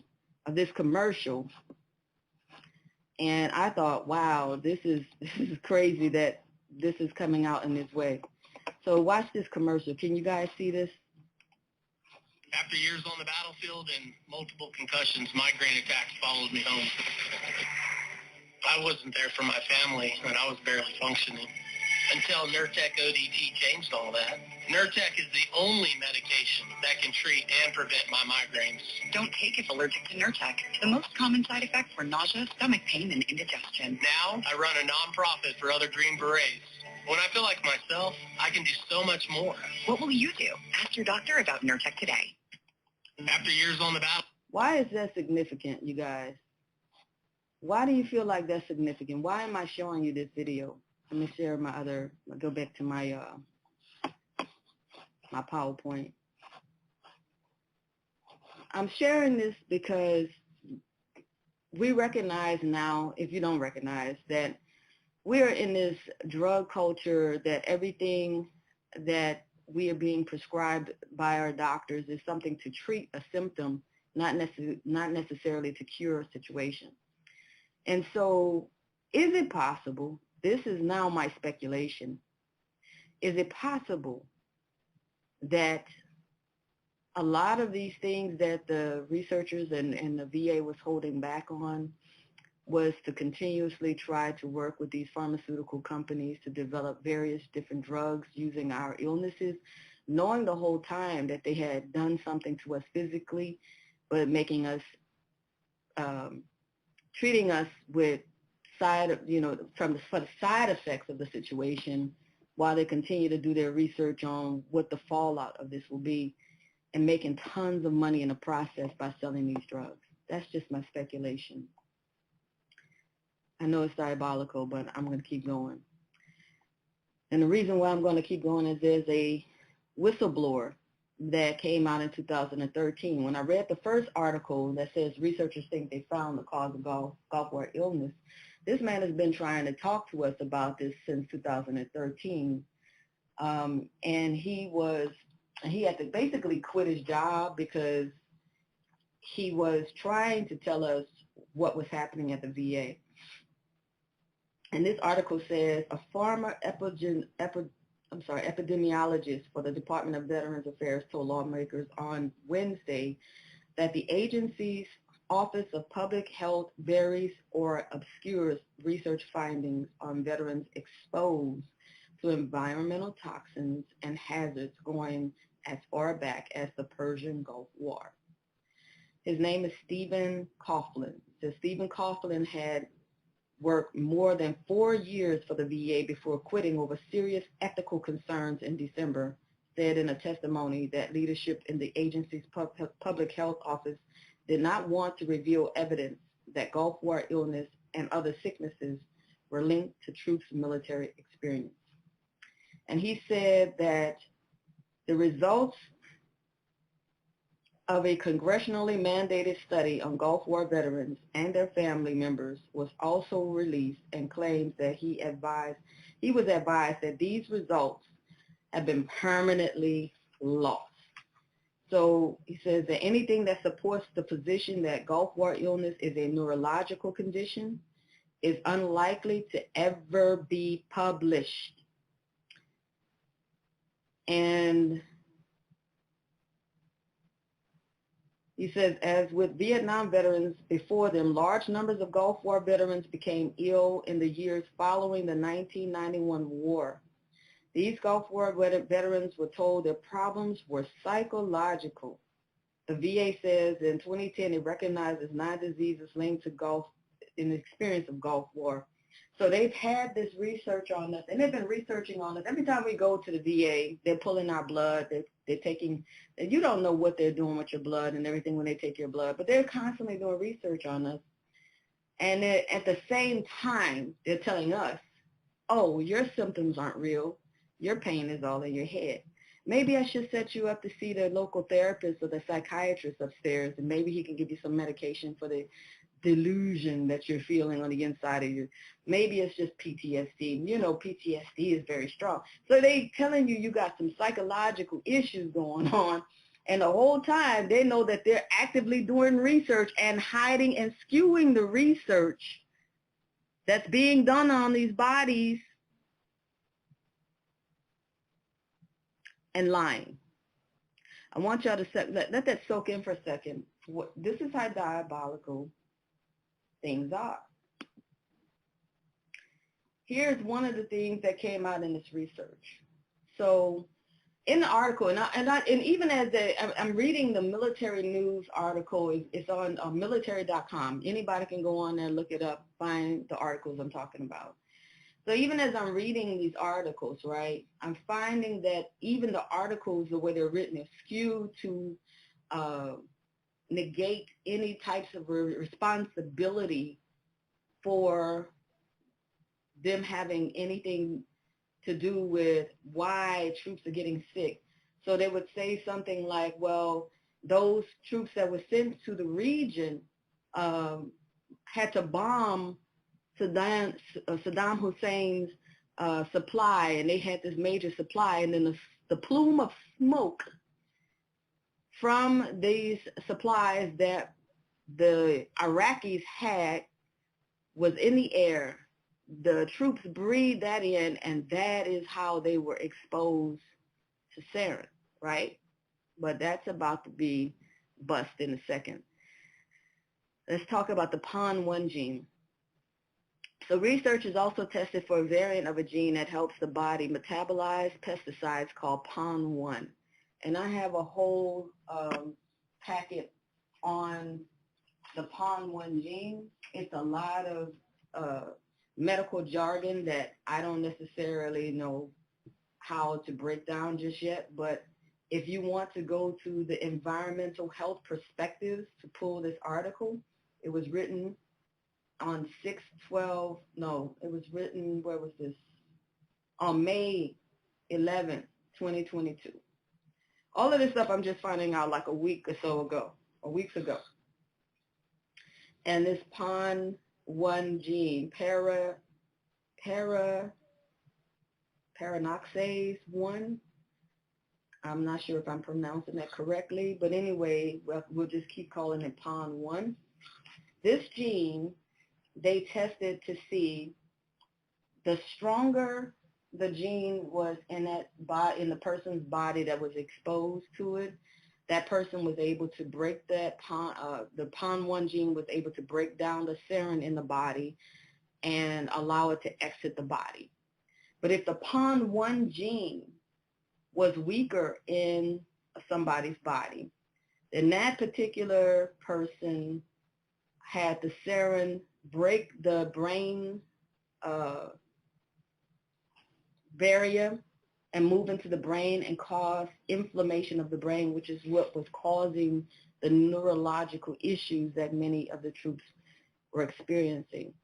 So I'm wondering what kind of genetic testing is being done and how strategically this thing has been targeting certain troops. That's just my speculation, but that's not necessarily what's written, but I'm giving you both, right? The other thing that many of us was exposed to was depleted uranium. So depleted uranium was used by the military during the Gulf War and Bosnia in projectiles and armor for tanks. The exposure of the fragments through ingestion or inhalation caused major toxic reactions in the body, and this is also still being tested. Now, a lot of this information I found about depleted uranium is actually on the website of the DOD, but they got it in small writing. And so while everybody is talking about these crazy talking points that they've given you to stay focused on with celebrity news, you have to read to actually find out the real news. So beware. I understand that sometimes your brain needs a break from all of this insanity that we're dealing with. I understand that sometimes you just need to be able to escape it for a second. But the real news, you're going to have to look at some point because it's coming for you, whether you want it to or not. So depleted uranium is what a lot of us are holding in our body, and I'm sure that that's something that I've been dealing with for over 30 years now and didn't realize it. So why did the troops get sick who were not deployed to the Gulf region? Vaccination. Vaccination. Vaccination. Those who do not serve, this is coming from the article, I didn't say it, those who did not serve in the Gulf War and were exposed to the same things such as petrochemical fumes, routine vaccinations, dealing with casualties, etc., show the same statistical association with poorer health. I hope y'all heard that. Potential causes of ill health confined to the Gulf, i.e. protection against chemical and biological weapons, showed the same kind of association with ill health. Multiple vaccinations used in Bosnia and the Gulf were linked to reported health effects in the Gulf group. I want y'all to hear that for a reason. I need y'all to hear this for a reason. So they keep trying to write articles whenever they release certain things, and they try to associate it with the combat veteran, the person that was on the front lines, or the person that actually went to the certain region, or let's relegate that to over there, because then if you relegate that to over there, then we're less likely to see a connection of what you're doing over here, right? And we can always try to say, well, Saddam did it, or the Iraqis over there did it, or something happened over there. But the same illnesses that was happening with people who were deployed was happening right here on the home front in the great old US of A. I personally, as a veteran in that era, was not deployed to the Gulf region. I was deployed, but I was deployed stateside to work at headquarters. So I never touched the region. I never had to go over there. I did go to Bosnia, but I didn't have to go to the Gulf with Saddam. But the same vaccines were given to all of us, and that was the common denominator for all of us getting sick that got sick. Sarin, this gas, this dangerous nerve gas, was diluted and put in our anthrax vaccine, along with many other dangerous toxic chemicals that were in the vaccines given to the troops in the Gulf War and Bosnian War. It was all happening around that 1990-91 time frame, and most of the women that I served with, I noticed they were not sick right away. We didn't get sick right away. And this is the diabolical thing that's happening with the way that they diluted this whole nerve gas situation. So this is how it was breaking down in many of us, the way I saw it from my own personal perspective, right? Some people got sick right away. And I'm saying this because I want to correct something that I said before in other videos that I may have done. But other people that were a little bit older than us they seem to be dying off quicker. And y'all may have heard me in other videos talk about the fact that many of my mentors, well, all of my mentors that were older than me died before the age of 56. And I equated it with some level of stress, which we were under extreme amounts of stress, especially as Black women, right? An extreme amount of stress, because we're dealing with the stress of the job itself. We're dealing with the stress of sometimes the region we might have been in if we were deployed. And then we're dealing with the stress of being attacked by our own people, our own men, MST situations, and we're also being attacked because of racism. So yes, we were dealing with extreme amounts of stress. However, I thought that was it, but it was not. They put this dangerous nerve gas in the vaccine along with other stuff that was just as dangerous, something like bromide and something else. And this was given to us. And so the insidious thing about this is you start feeling a little something, but you didn't blame your vaccine or anything, because you were thinking, well, you know, maybe I'm not eating right, or maybe I need to do this, or maybe. So you were internalizing the issue. Maybe I need to calm my stress levels, because if you're feeling constipation, you try to take something for that. If you're feeling headaches like the commercial I just showed you, you try to take something for that. And so you were isolating your issues down, and you were not attributing it to the thing that was maybe the whole overall picture of Gulf War syndrome. They said you had about 7 years to report your issues to the VA to be considered for disability or whatever. But most people did not equate something like a little bit of heartburn or maybe a little constipation or maybe a headache here and there with an issue with anything that the VA that the government may have given them in the form of their vaccines during that time. It wasn't until 10 years later most of us got hit. 10 years to the date, basically almost 10 years to the date of me exiting the military, my body broke down into a point where I couldn't move. And many of the friends that I knew of at that time, they all got sick about 10 years later. Stuff with fibromyalgia, Graves' disease, lupus, MS, all kinds of various things. All of a sudden, these quote-unquote autoimmune issues started to arise. So they knew that by the time the 10-year so point of time comes, you're not even thinking about this being equated to your military service at all. Some people did report during that time frame, within that time frame, and still they denied 83% of the claims. Over 130,000 people put a claim in saying that they were feeling some of these symptoms, and they denied over 83% of these claims. The VA did, right? But it's insidious because you don't even see that this situation is something you even need to blame the military service for, because it happens so far down the road. But the reason why I'm telling you this, civilians, keep up. The other thing they put in our vaccine was something called ciprofloxacin. It's another drug with all the various different dangerous side effects that troops were experiencing.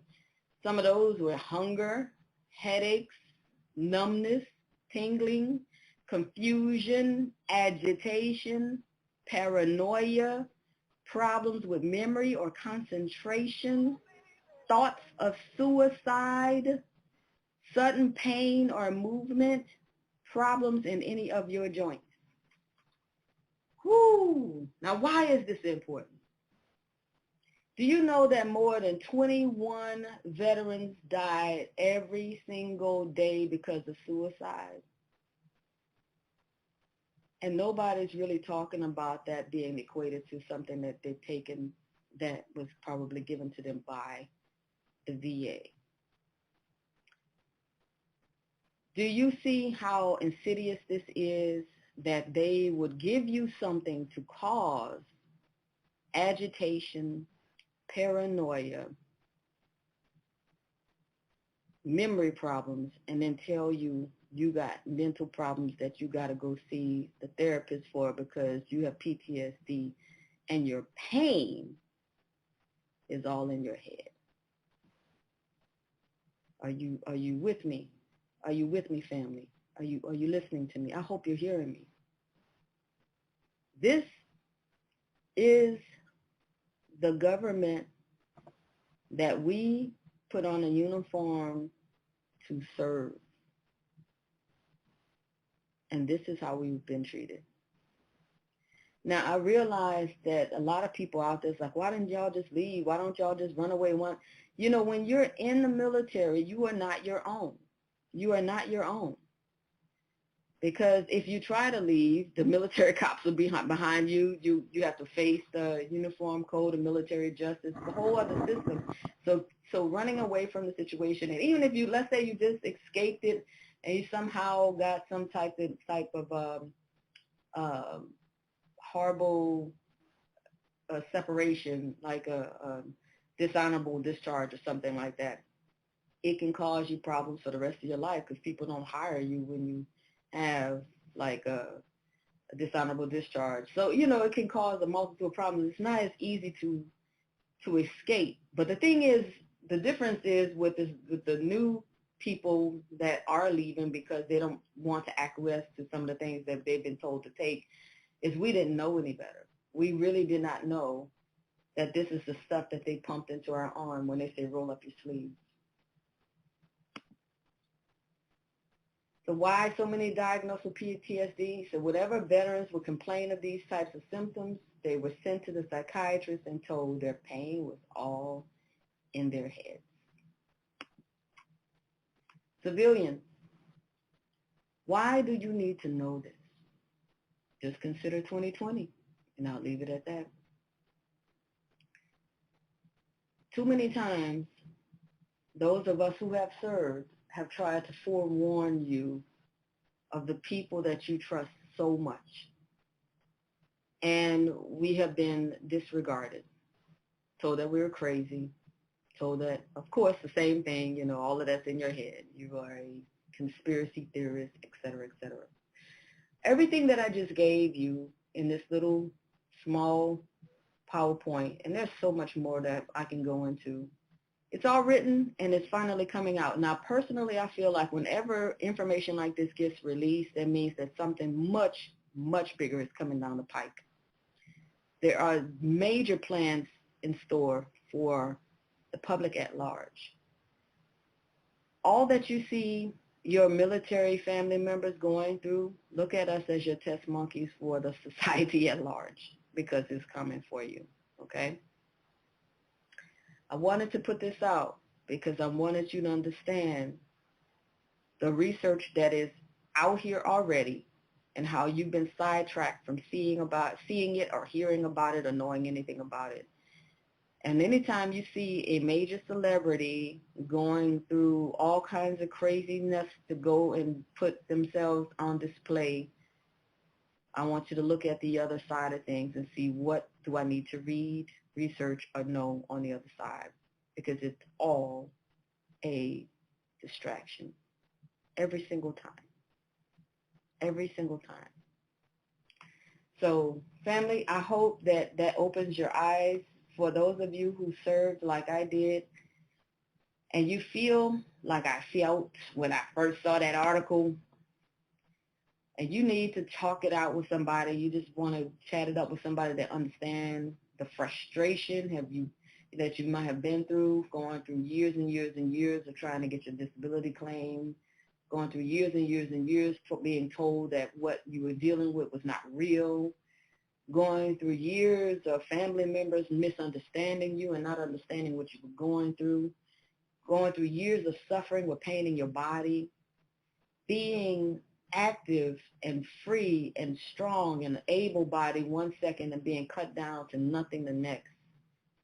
If you're dealing with that frustration, you can always reach out to me at www.nhalchemy.com. I'm here if you need to talk it out. I totally understand. I'm in there with you.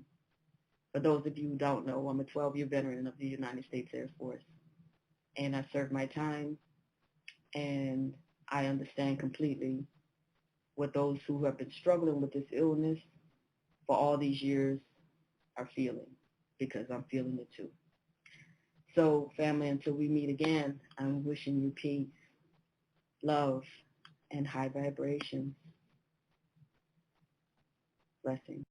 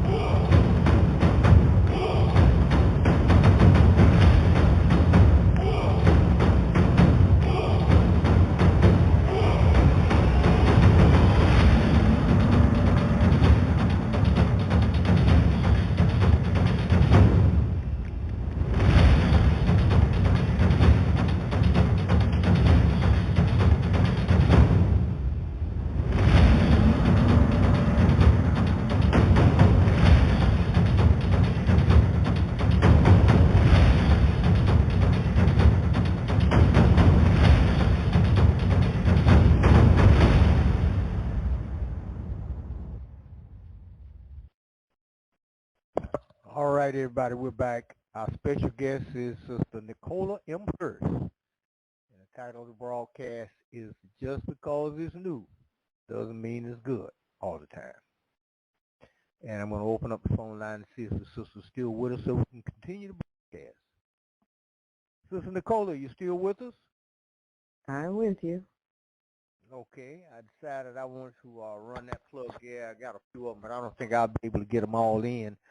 I didn't know I could download that amount of time, but look like Blog Talk has improved.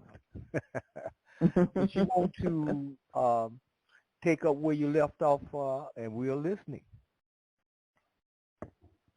Well, I think all of that I wanted to say about sarin and the nerve gas issue, I said as far as the articles, there are articles that you can actually go online and research it for yourself, because, you know, one of the, I said it before, and I said it in the clip you just played.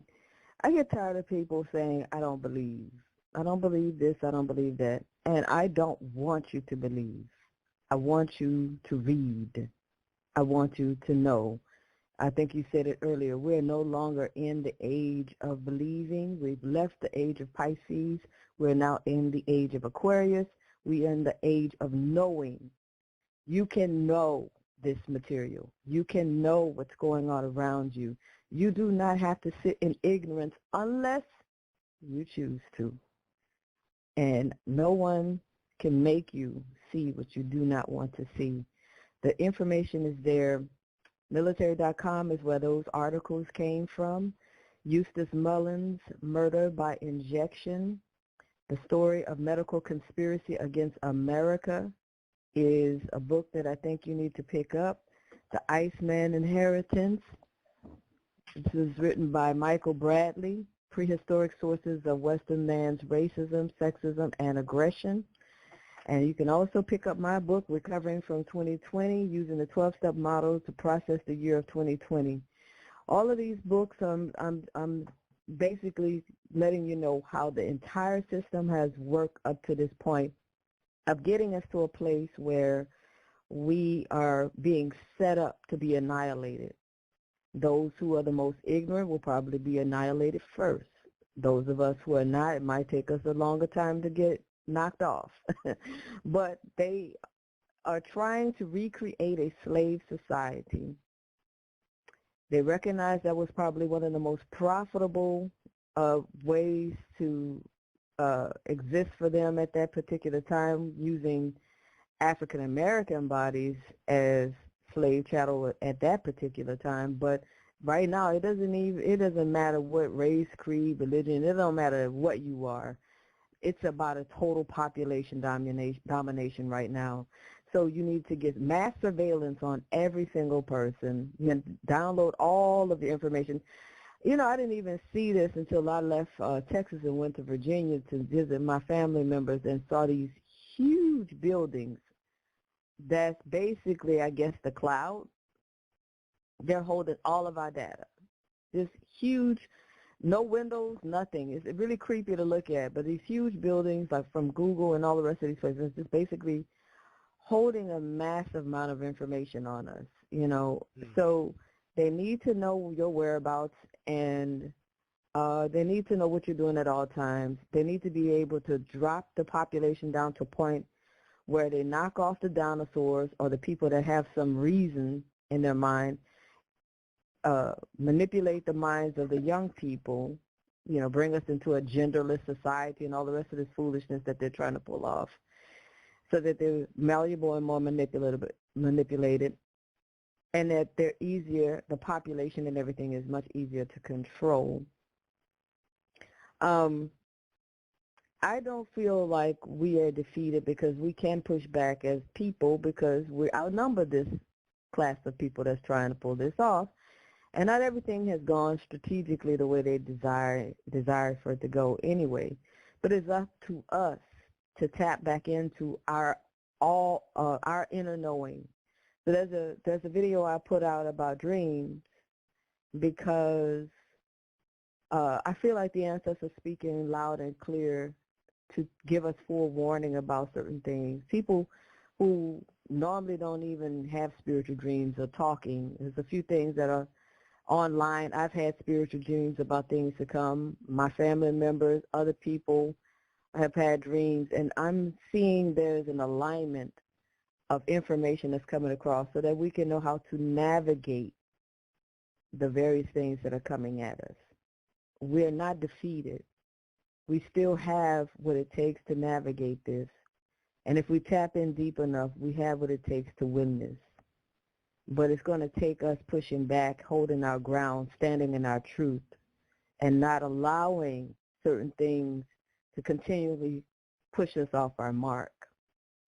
The reason why I named a particular video just because it's new doesn't mean it's good, is because of a dream my niece had. She was telling me that she had this dream that all of a sudden these keyless, what is those, the key fob cars, the new cars that have the key fobs, they started running all over the street like crazy by themselves, running all over everything. And she said, I saw people scraping up Canadian money off the ground, because the Canadian dollar was far more than the American dollar, and they were trying to find any means to try to get a piece of Canadian coin, a dollar or whatever. And I was like, we're not that far off from that. So recently I just went to New York, and we had to rent a car, right? And had an issue with the key fob. The key fob did not work. Like, we got the car, it ran the first day, and the second day we were locked out of the car. And I said, you know, that was very, very, you know, reminiscent of something I just heard. Like, just talked about my niece talking about the dream. But if anything that has that kind of control, like, everybody wants to have the newest gadget. I just never thought, we used to joke about, you know, people paying for a ringtone at one point, and now people really pay for a ringtone on their phone, and people actually pay hundreds of dollars to hold a phone, which is, I never thought I'd see a day where we would come to the point where our technology would upgrade so fast, and that we would see that having the newest thing is always the latest and best thing to have. But that's the way they programmed your mind. Easier. They said this is how we're going to get them. It's going to be easier, simple, and something else. More convenient. That's the thing. More convenient. And so this key fob cars, these cars that drive into the driving space that you see now, this what do you call it, OnStar thing that's on your car. You know, everybody got the new gadgets on a new car or whatever. Mm-hmm. And we think that's the coolest thing ever. But what if you lose control of that? Anything could be hacked. Any technology can be hacked. Any Right. technology can be taken over by you, right? So anything that you feel like is the newest gadget to have is not necessarily the best thing for you in the long run. Just because it's new doesn't mean it's better. You know, Right. so somebody can hack your car, take over your car, drive your car into a tree. You know, some speculate that that's what happened to actor Anne Heck that just passed away. I don't know anything about that, but that's the speculation that's out there, that seems like the car was driving itself. But it's possible to do that these days because people that have that technology over your vehicle can hack it and do what they want to do with it. And people laugh at me because I want to keep my old car with my key. I hear you. Shoot, me too. Right? I like my old car with my key. I just put a lot of money. I just dropped the grip to keep it running because I like that old car. So I'm like, well, I got a newer one, but I don't have all those bells and whistles for a reason. Not because I can't get it. It's because I don't want it. You know? I hear you. The key fob is something that if we just saw firsthand, it could lock you out of your car. I can't get in my car because of a key fob. And so they got the car where you get in the car and you mash the button in the car crank up. Mm-hmm. This is the Right, same that's thing what I'm talking about. Okay. That's what I'm talking about. That you just have the key fob. It doesn't really do anything except unlock or lock the door. You get in, you press the button, and then you go. In fact, the ones that crank up before you even get in the car, right? Oh yeah. It looks great. It seems like the cool thing to have. Oh wow, look at what my car can do. But the whole time you're giving up parts of you in a way that you don't even understand. Mm-hmm. You think the greatest, latest new app on your phone is the most amazing thing to have. Joe Rogan, I think it was Joe Rogan that I think read the terms of agreement for TikTok. Okay. They have the right to check your keystrokes on any system that you're on. This is what you're agreeing to when you say, you know, I'm going to download TikTok on my phone. They have mass surveillance. I'm like, when he went down the list of things that they basically tell you that they're going to control when you using this and doing your latest little dance and stuff. It's ridiculous. Every time you put something extra on that phone, you give up a part of your life. But people are not paying attention to it. Recently, I had to go in because I have a Mac computer that the battery went down and I couldn't use my computer the way I wanted to. I bought this computer back in 2013 or 14, I can't remember.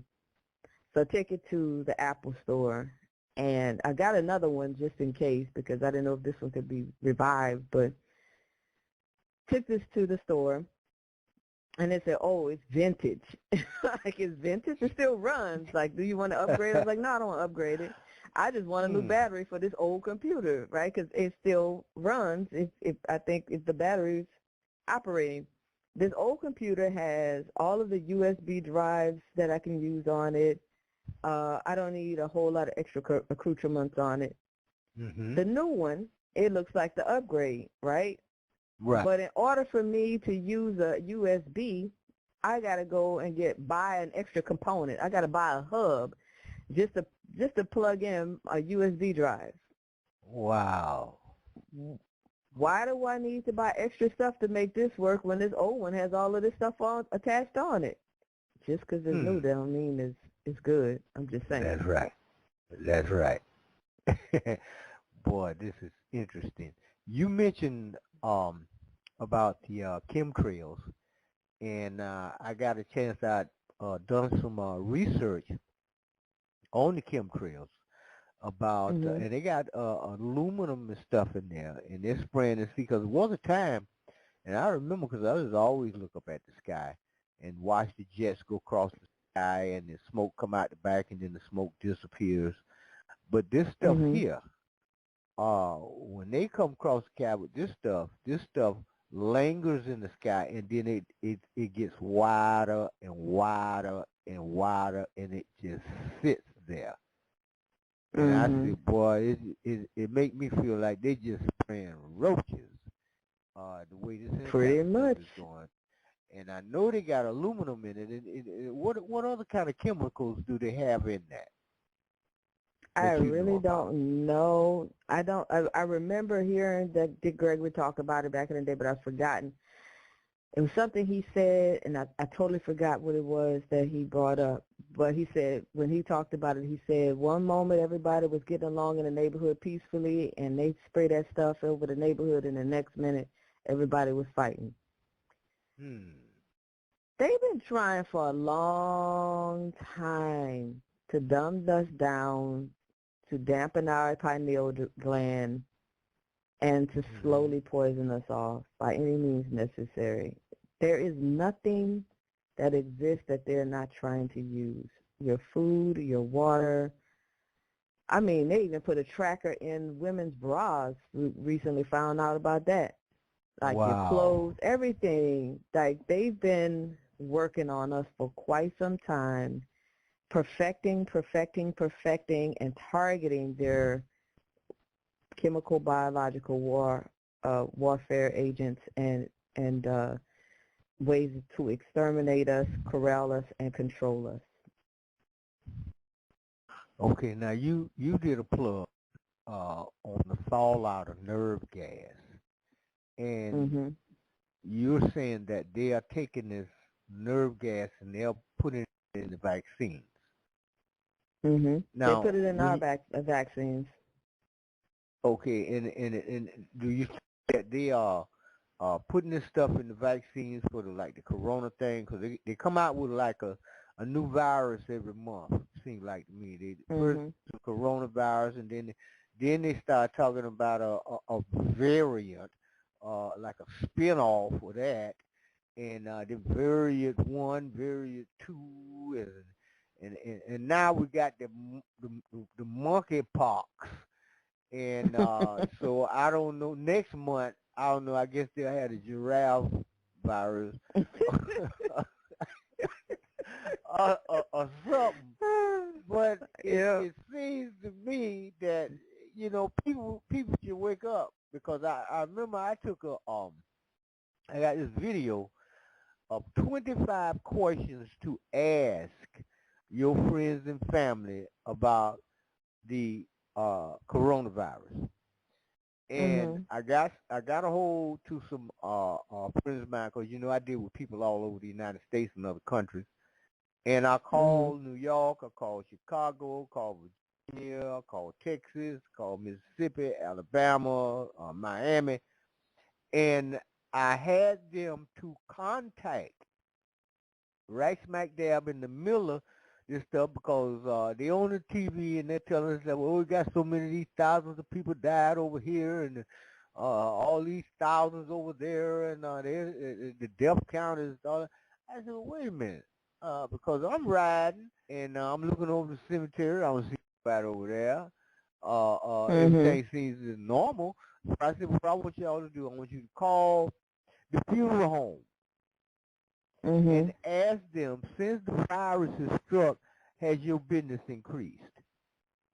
In every Mm. single case, no matter what funeral home we call and what state we call it in, they say, well, no, nothing extra, just things is normal. But you got the media steady broadcasting us that all these people died. Now, if there Mhm. was a pandemic, and I know what a pandemic is because the Black Death of Europe, the plague, that was a pandemic. But if you got a pandemic, then you hear sirens and ambulances going all day and all night will be nonstop. None of that's happening. Mhm. Then you Right. ride by the cemetery, Monday, Tuesday, Wednesday, Thursday, Friday, uh, ain't no funerals. Mhm. Saturday come, you got a regular amount of funerals, but in every case, when we talk to these people at these morticians at the funeral home, they say ain't nothing happening. See, it was a Mhm. lie. So I put the video up on YouTube, uh, Mhm. 25 questions to ask your friends and family members.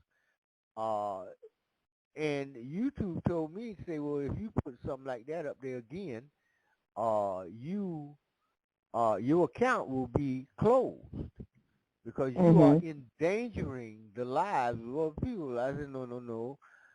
What I'm trying to do is endanger stupidity because y'all a pack of lying jokers and you don't want the truth to get out. So I found other ways to put this information out, and I hope a lot of people paid attention to that. But, you know, Mhm. a lot of us are news driven. And if white folks get on the news and say it, then it's got to be true.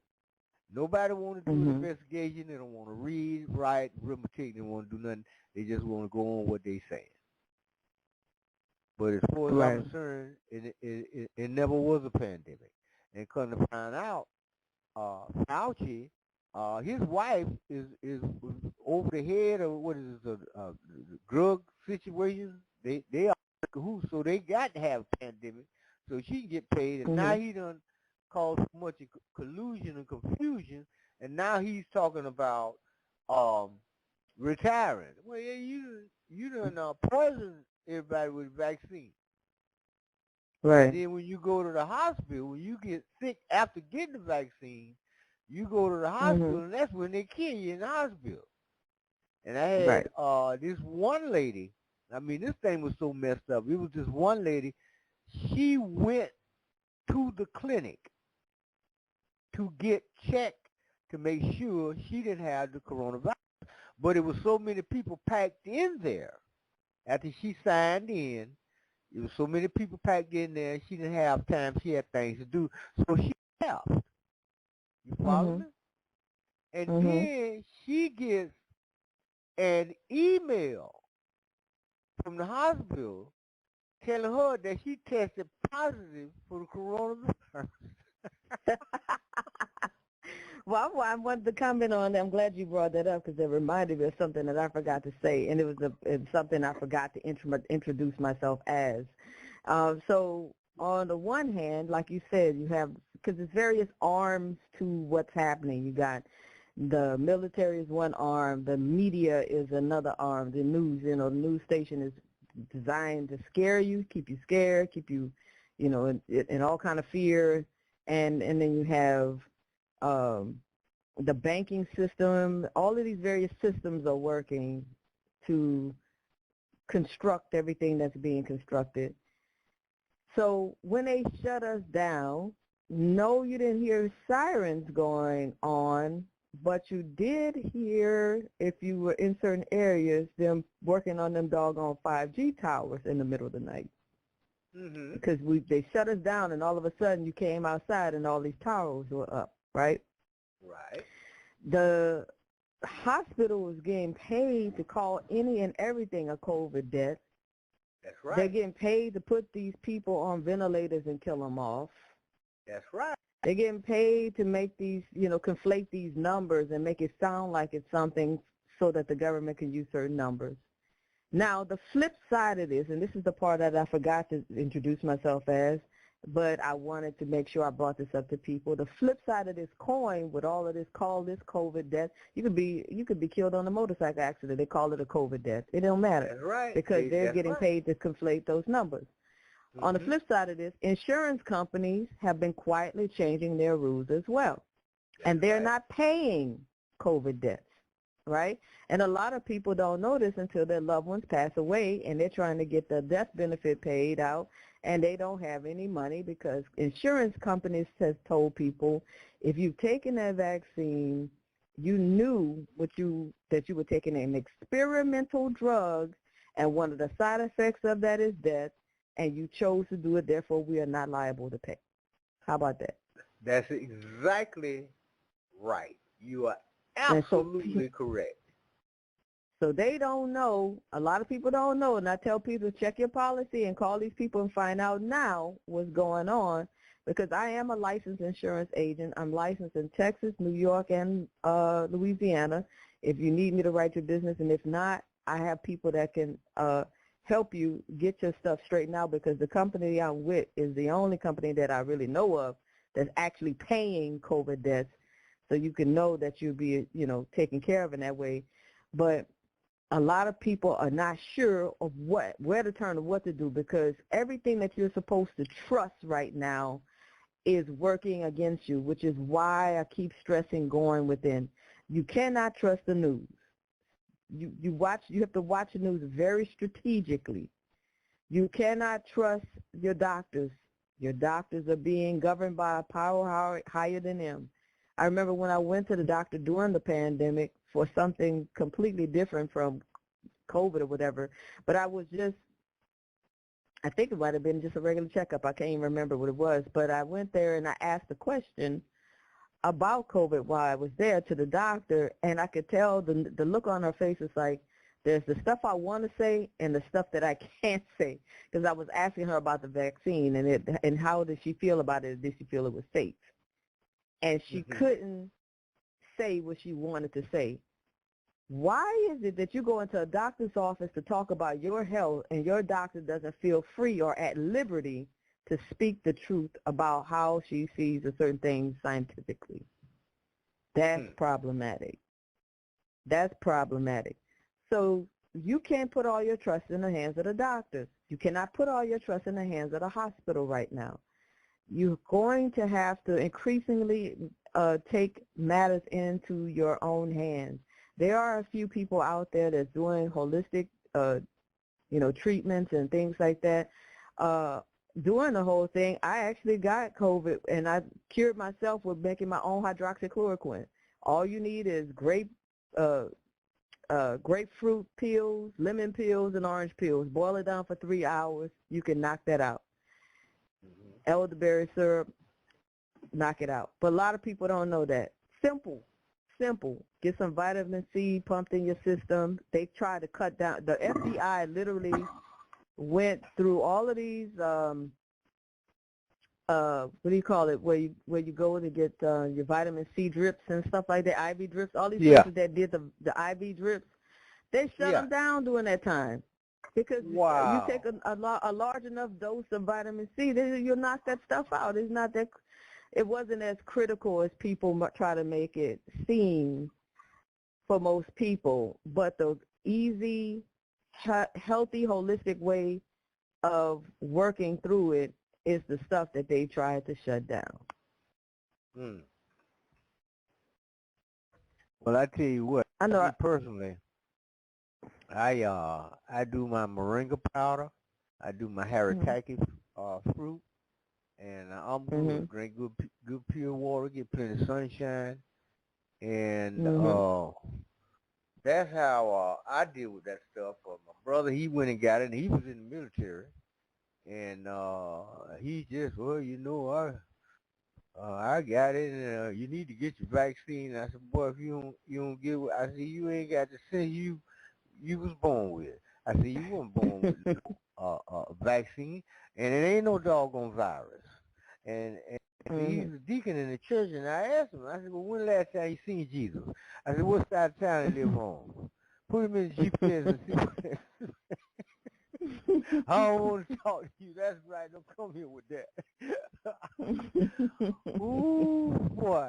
And got my mama, he going right along with him. Well, I got my vaccine. I ain't going to get no booster, because as soon as I get the first shot, I feel sick. I said, because you put crap in your body. So we got a caller with his hand raised. I'm going to open up the phone line and see who it is here. Okay.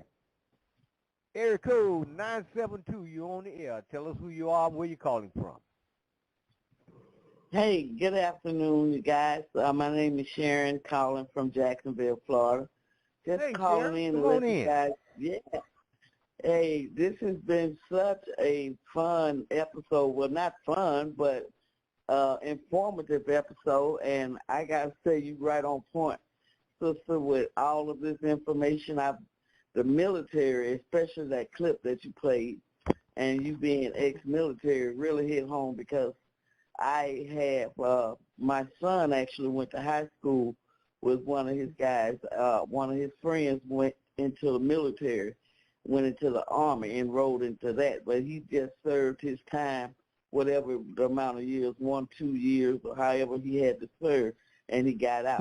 But when he got out, he told us stories about, he said the main reason why he wanted to get out, because he got tired of them lining them up almost sometimes 2 times, 3 times a month for vaccines, and not telling them giving them no choice to take them because they're in the military. They never told them nothing about what the vaccines were for, just say these required vaccinations that everybody got to take, roll up your sleeve. And they didn't have no option to refuse or not do it at all. And ever since he got out of the military and he been back home, before he went in, he was the nicest, quietest little boy. And ever since he done got back, I'm telling you, he's just filled with rage. He want to fight. He always fighting all the time and drinking all the time, just filled with anger. Totally different from the guy that went in there. And then when you mentioned about the vaccines, and then I have another cousin that went through the military. She retired from the military, and somehow she developed lupus. And it's not nothing that ever been in our family at all. And as far as we know, she's the only one who ever contracted it. And I'm wondering if that was something based on some vaccinations or something they gave her in their military. I didn't even think about that. Wow. Wow. Well, now, you're right on target. Miss Hunter, you've been in the military. What was it like when you was in there? Well, I didn't make it all the way in there. I kind of woke up before I got all the way in. I just went to basic camp in Fort Knox, Kentucky. And after they let me up out of them 8 weeks right there, I decided not to sign in. I'm not signing up for more of this bullshit. Oh, my goodness. Okay, now, who else you know that's been in the military that might be exhibiting some crazy?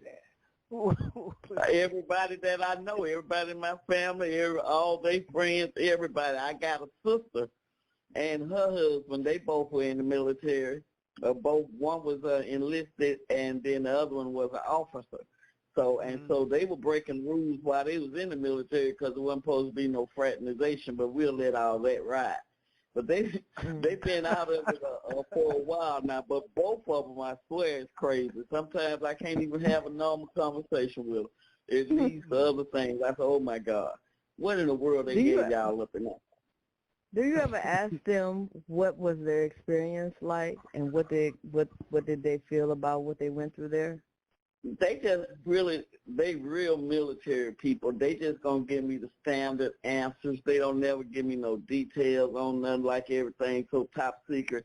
So I say they really done brainwash y'all. Y'all all full way in now, so I have to go elsewhere for my answers because they not gonna give me the full story. Yeah.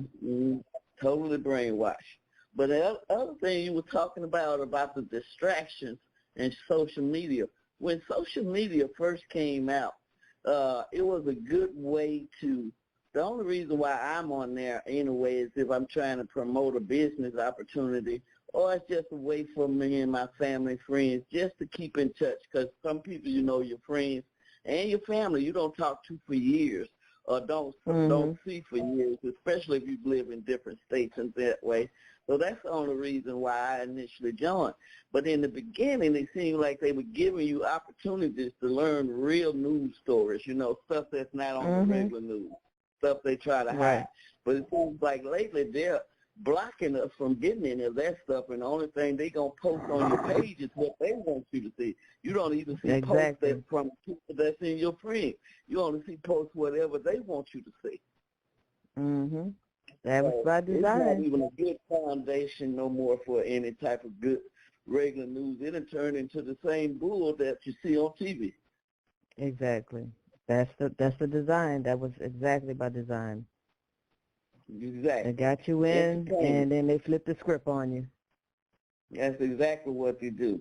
And as far as other distractions with this doggone television, if more people would just realize, they don't realize how they're programming you with these different things, because they just, even suddenly, you don't even see some of the things that they might have hidden up in there. I was watching a cartoon with my grandbaby, little cartoon on the TV, and I was watching, and then all of a sudden, I looked, and it looked like it appeared that one of the little animals, wee had done popped out. But it was so quick that they flashed it and took it away that you might have thought you was mistaking it for something else. But I saw it, because I look for those kind of things. And I know that's what they do, programming. Even as children, they program them. So you just got to be very careful about what you let your kids and grandkids and stuff look at. And give them something entertaining, but you can find entertainment and real educational stuff at the same time. Tarhaka showed me a bunch of stuff that works, so you don't have to feed them that nonsense. I mean, it's all through. Disney's basically been usurped by the powers that be to feed certain things into the minds of our young people through the cartoons and Disney. I mean, they were doing a little commercial for Pinocchio, and my husband actually stopped it and slow framed it to show this trans agenda in the little clip. It happened so fast, but the fairy was a trans man, the guy with the fairy dress on and the wings and everything. I was like, wow, they're after our babies. They are after our babies. So we have to be very mindful about what we are allowing our children to see, because that's who they're after right now. We bowed out of here. So they don't really care about us. They just want to wipe us out. But it's these kids that they're after. That's who they want to get.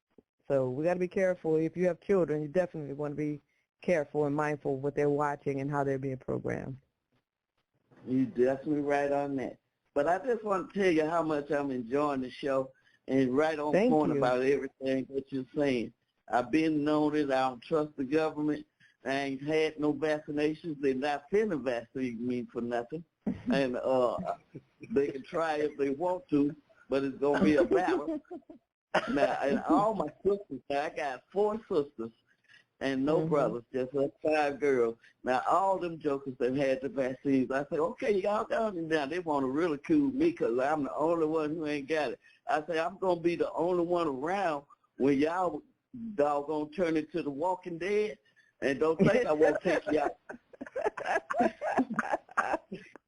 Oh, my goodness, but you are right about it. Ooh, okay. All right, Sister Hunter, we're gonna continue on. Sister Nicola, I'm gonna go ahead and I got another plug. The title of it is just because it's new. 19 minutes and stuff, and I want to know is I want to run that little plug, and when we come back, then we can finish on up the broadcast. Okay. All righty. All right, ladies and gentlemen, we're listening to our special guest, Nicola M. Hurst, author of the 2020, the book, Getting Ready for 2020. Wait a minute. Nevertheless, we'll get straight when I come back. Y'all hold on a minute, and we'll be right back.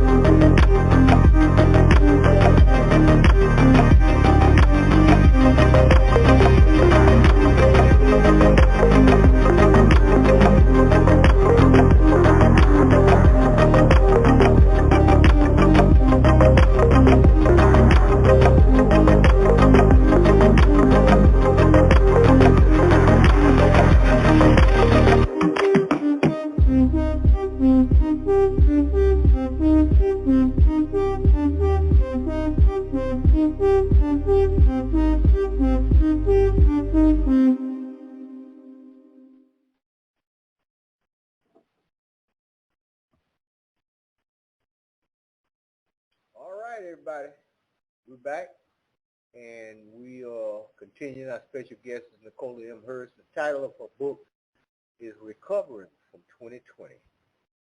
Nicola M. Hurst is the author. Y'all hold your hat. Family, peace, love, and high vibrations. This is Nicola Hurst coming to you once again from Courage to Change and Life Alchemy Life Coaching. And I just came with a really short message to tell you that everything new is not always better.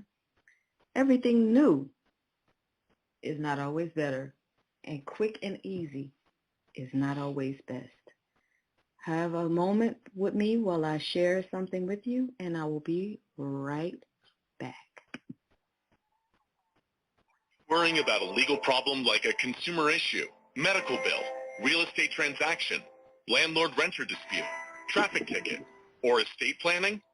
Legal issues are a part of life, but that doesn't make handling them any less confusing, frustrating, devastating, or even crushing. And lawyers are expensive. There's a better way. Legal Shield gives you advice and counsel from reputable lawyers near you. Our caring and dedicated law firms can help you with a wide range of legal matters, all for less than $1 a day. Protecting and empowering you with a law firm in the palm of your hand. The Legal Shield mobile app can help you begin preparing your will. Take pictures of a traffic ticket and securely submit it directly to your law firm. Access free legal forms, or speak to a lawyer with just the press of a button.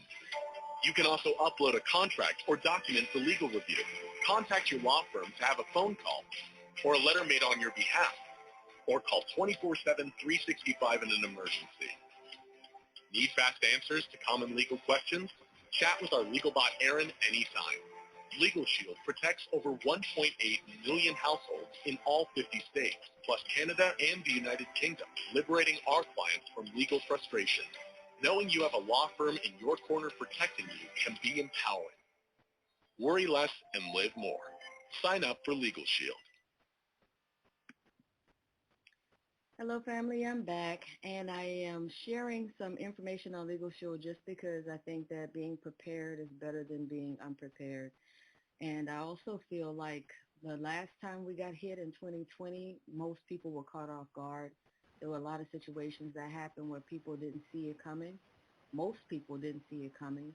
A lot of people realized that they were in a bind, not only financially because they were sat down from their jobs and couldn't go to work, but also had loved ones that passed away that they couldn't sufficiently bury because they didn't have the finances or the right insurance.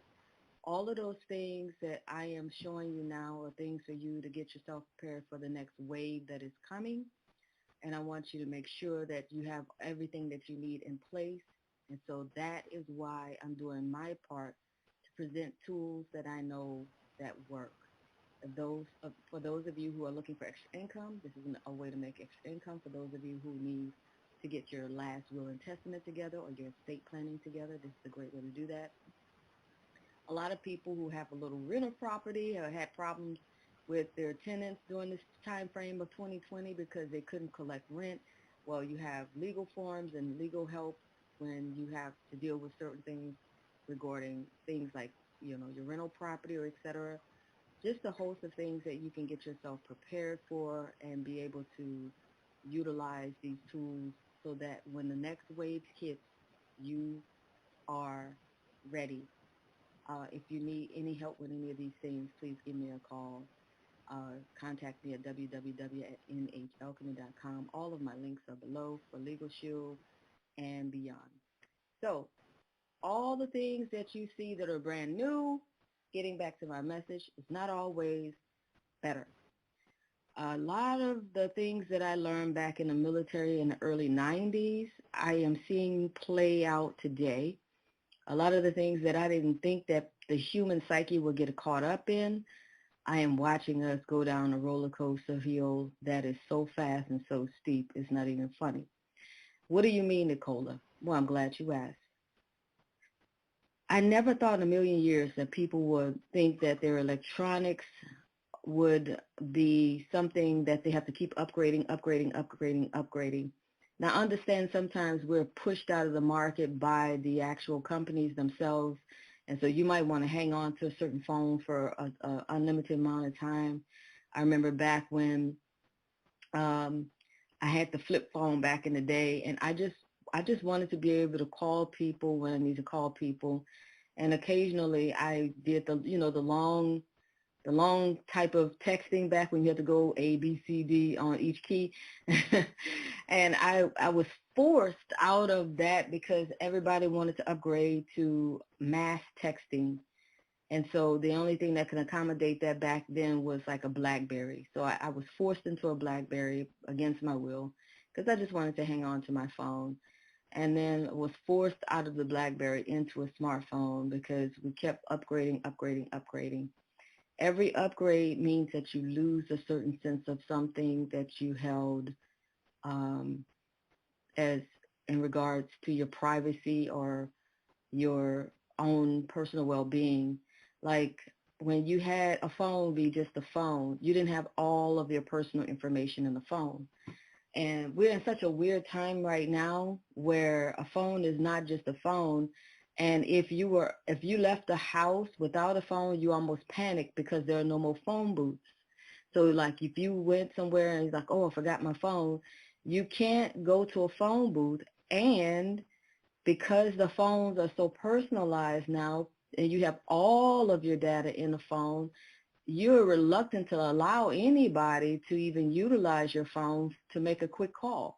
Not only that, there's so many hackers doing so many crazy things, you know, you never know that one slip of your phone being in someone else's hand could be your data being breached in some kind of way.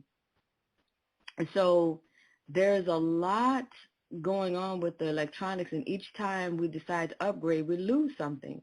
We lose more of our personal data. We lose more of our rights. Every app you download, you give up something. I just saw a video yesterday where I forgot this guy's name, but he was talking about the TikTok terms of agreement, that you give them permission to record every keystroke you make, track you on every other type of device that you're on, track this and track that, and look into this and look into that. They've even upgraded the Zoom app where you now have to give up your rights to your files, your personal files, in order to utilize this tool. And so each app that you guys get excited about, let's download this, and yeah, this is the quick new thing to get into, and let's download that. And we're just constantly giving over our data to people without thinking. Now, I realize that the younger generation really don't care much about privacy the way the older generation do. But I remember back in the day when we knew that certain things were private and certain things were public. And we let public things be public and we let private things be private. And now everything is public. All of your personal information, stuff about your personal relationships, your household, everything, you just put it all out there because you feel like everybody needs to know all of your business. And so you're not thinking about the level of privacy you're giving up to every app, to every circumstance and situation where you can have things uploaded to the cloud, and that you keep buying into more and more and more of these things that are enslaving you more and more and more. And this is how the roller coaster ride is taking over humanity, and we don't see it because all we see is quick, efficient, and easier. Quicker, efficient, and easier. But everything that is deemed quicker, efficient, and easier is not always good.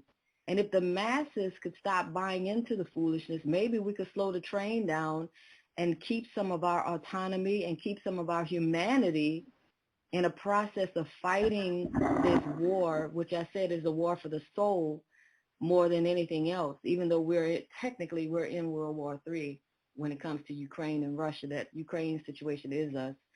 That's the reason why Biden's giving billions of dollars to them. But that's a whole other topic. I digress. I'm sorry. Back on what I'm saying. I have an old Mac, and it's considered vintage now. I went to go get a battery change in my Mac computer. I got the Mac back in, 2013, I believe. And so now when I take it up there, it's like, oh, you have a vintage. So my vintage Mac has ports where I can put my USB, upload stuff from a camera. There's a lot more to this Mac than the newer one. I got a newer one recently because I thought I didn't know what was going on with the battery, so I had to upgrade and get another one. And I have to find a hub just to be able to plug in, a USB drive or something, because it needs extra stuff in order for it to operate. Otherwise, it just won't give me what I need. So I'm like, why is it that the newer version of this MacBook Air has less to offer me than the old one? And so you get tricked into thinking you're getting new and better, but really you're getting less and less, right? So all I'm saying is, in the war that we're in right now, faster, easier, quote unquote, more convenient is not always the best way to go. When you get the Roomba vacuum cleaner in your house, the Roomba, yes, it vacuums your floor, but it's also counting every square inch of your house. It's giving a whole diagram of what your house is all about so that it's uploaded to the cloud. Anybody wants to hack in there and know everything about your house, they can know it through something like that type of technology. Also the Ring Cam. Just recently it was information came out about the Ring Cam selling your information off to another, or giving information to the police station without your knowledge. So so many things that you think is easier and convenient, having Alexa in your home, having all of these devices where they're constantly recording you and you're not even paying attention to the recordings that's happening on a daily basis, because all you see is quicker, easier, and more convenient. Now you have every appliance in your house talking to you. Your television talks to you. Your refrigerator talks back to you. Your microwave talks back to you. Your ice machine talks back to you. Like everything, this whole giving over your humanity to computers is not a solid idea to hang on to who we are as a people. I'm just saying, it looks cool, it seems cool, it looks like a great new idea, but it's not always the best way to go if you want to hang on to some level of autonomy, if you want to hang on to some level of privacy and some measure of humanity. I know that there are a lot of people who are considered computer geeks, and there's nothing wrong with that. But I think the problem with humans is sometimes that we don't know when enough is enough. We keep going and going, and enough is never really enough. We continue to keep pushing the boundaries on our humanity until sooner or later you look up and there is no humanity anymore. You're just living in a virtual meta world. is that really what you want for your life? You know, is it really the way you want to live? Is losing all that is human and sacred and beautiful and even private? Is that the life you truly want? Is this the way we want to go down in history? If not, reconsider your love of all these new pieces of electronics that keep getting introduced to you. Newer is not always better. Newer is not always better. I'll say that one more time. Newer is not always better. What triggered this thought pattern for me to come on and make this video? So I've been telling you that these dreams have been amping up, and people that generally don't even have these types of spiritual dreams and downloads have been opening up and having these spiritual dreams and downloads. And they've been really seeing things like that's about to take place, or getting forewarning about things, and the stuff that you can't shake. So my niece told me about a dream she had recently where all of these push-to-start cars, these cars with these key fobs that don't have a regular key, she said, were running out of control, and they were just going. And I said, there was a reason why I always said, even if I upgraded, upgraded one of our vehicles, I said, even when we upgrade, I want a vehicle that has an actual key. I do not like this keyless, remoteless thing. Anything that have that level of electronics, any car have that can, have this selfless, what do you call it? This, where you drive, you allow the car to drive itself and all this stuff. It has an opportunity to be hacked or taken over or shut down or whatever. I'm leery about things like OnStar, because though it sounds like an amazing thing to have if you should have an accident, if someone hacked it or someone decided to do something inhumane about using that piece of equipment, you could get shut down. You could get your car taken over by entities that were not supposed to be, taking over your vehicle in a certain way.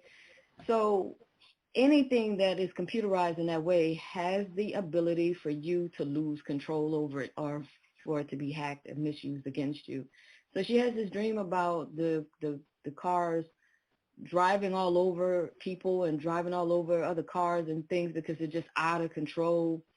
And then the other part of that dream was, American dollar was down to nothing, and the Canadian dollar was so much more the American dollars that people were literally looking all over the ground trying to find Canadian money. I don't see that far-fetched. I think that's a fair warning from the ancestor about things that are coming. The way we have been used to living is not going to be like this a whole lot longer. And I think the American psyche is not ready for this. I don't think the American psyche is ready for this at all. We're so spoiled. We're so spoiled as an American people. We feel like this is the way it's always been. And even though things have been amping up on us and up on us, we're still not convinced that it all can be taken away in a matter of a moment. And so I'm just telling you to be careful, be mindful about how much of yourself you're giving over to the system willingly. It's one thing if things get hijacked and taken from you, or you get pushed into a space where you have no choice. But it's another thing when you constantly give up the elements of you that you can control. You don't always have to have the newest gadget if it's going to mean giving up your personal autonomy and humanity. It might be something to think about if you want to hold on to our personhood at all. Just a thought. So I don't mean to stay long, but I wanted to put that out, and I wanted to make sure that I was talking to you from the heart about not only things to come, but things to think about that you can do on an everyday basis that will help you to hold on to a little bit more of yourself, things that you can do to be prepared for things to roll that's rolling out.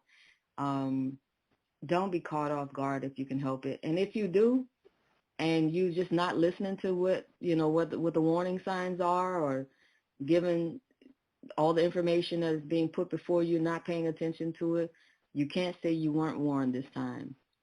You know that saying, fool me once, shame on you, fool me twice, shame on me, right? So fair warning, fair warning, fair warning. I hope that you all having a blessed day. Until we meet again, I'm wishing you peace, love.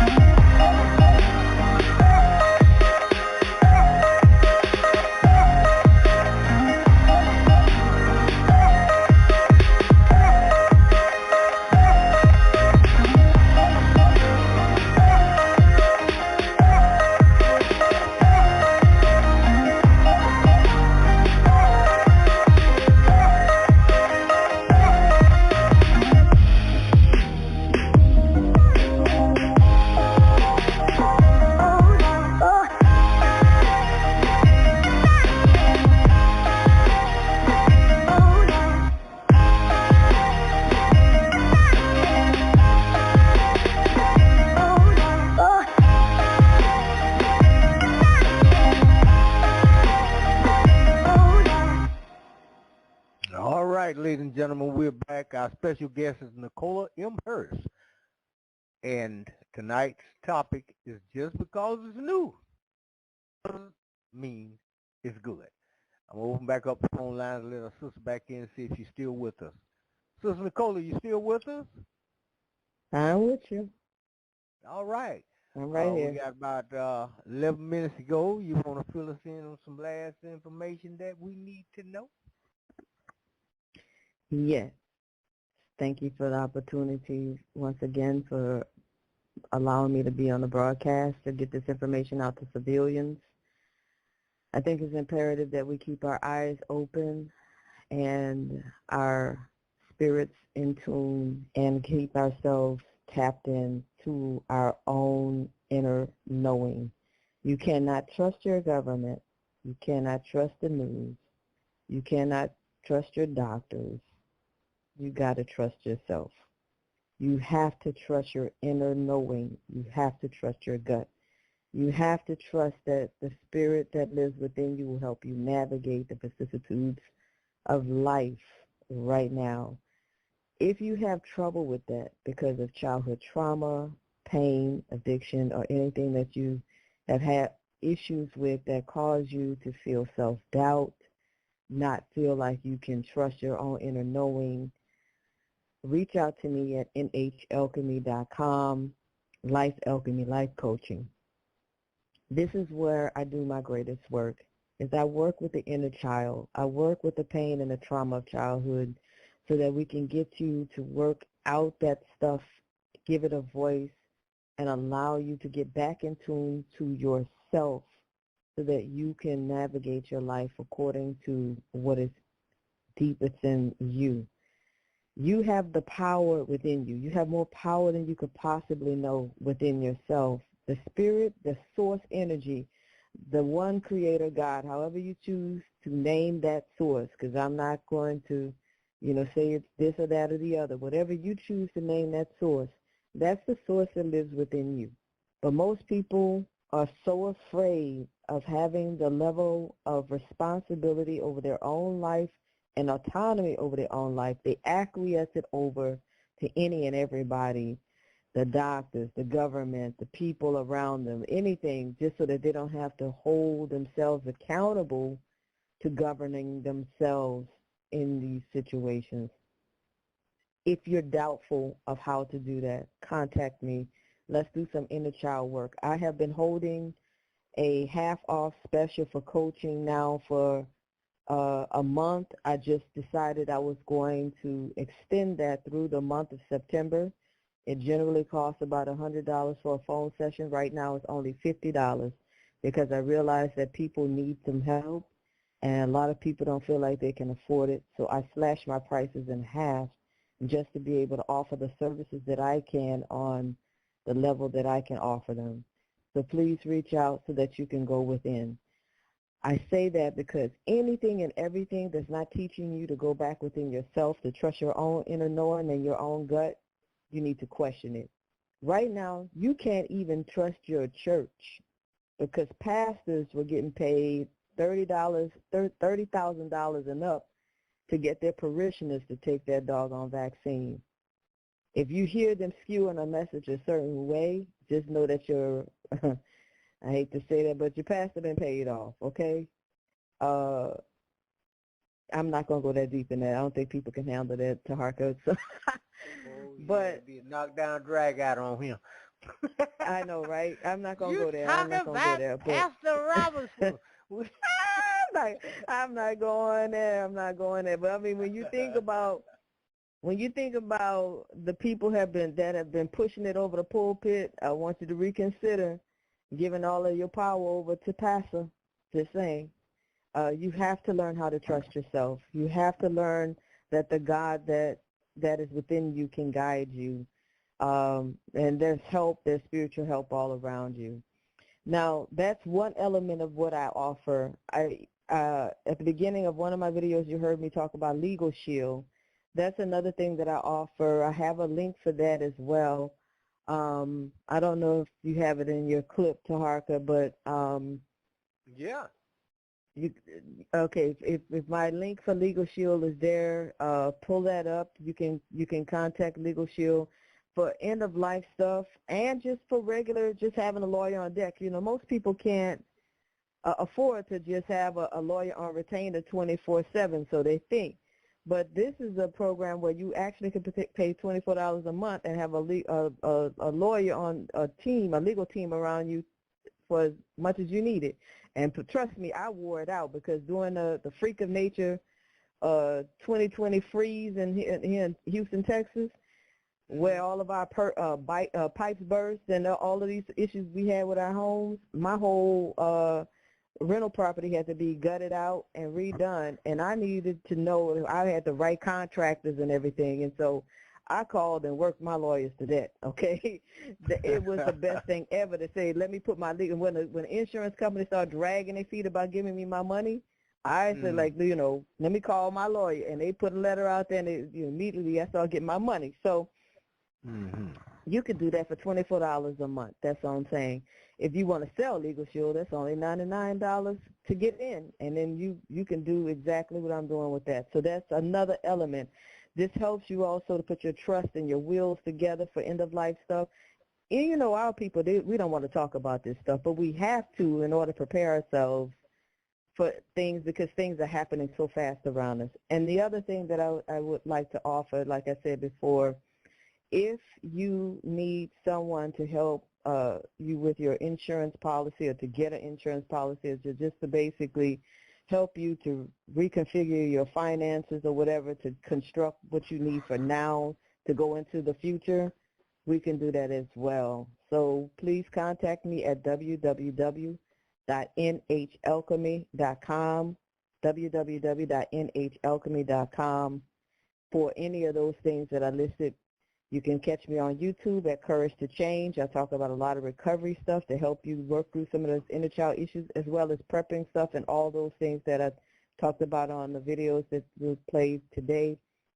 And if you are one of those conscious people that you just need a community of people to talk to, please join us on Sunday nights, the end of the month, at 6:30 Central for the 11:11 Minded meeting.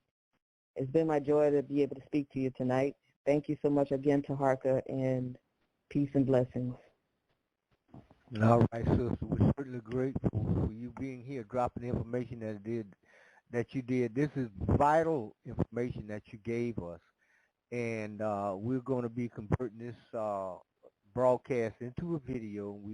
I'll have that done tonight, and get it up, and it'll be out there tomorrow, and I'll send you a copy of the actual video version of this. Will be up on YouTube, and all of your links will be there, and all the contact information will be right there to on YouTube. So right up under the broadcast, you can click the more button, and all of her stuff is dropped down for you to click on her links and get a hold of her, the Legal Shield, the coaching, the whole nine.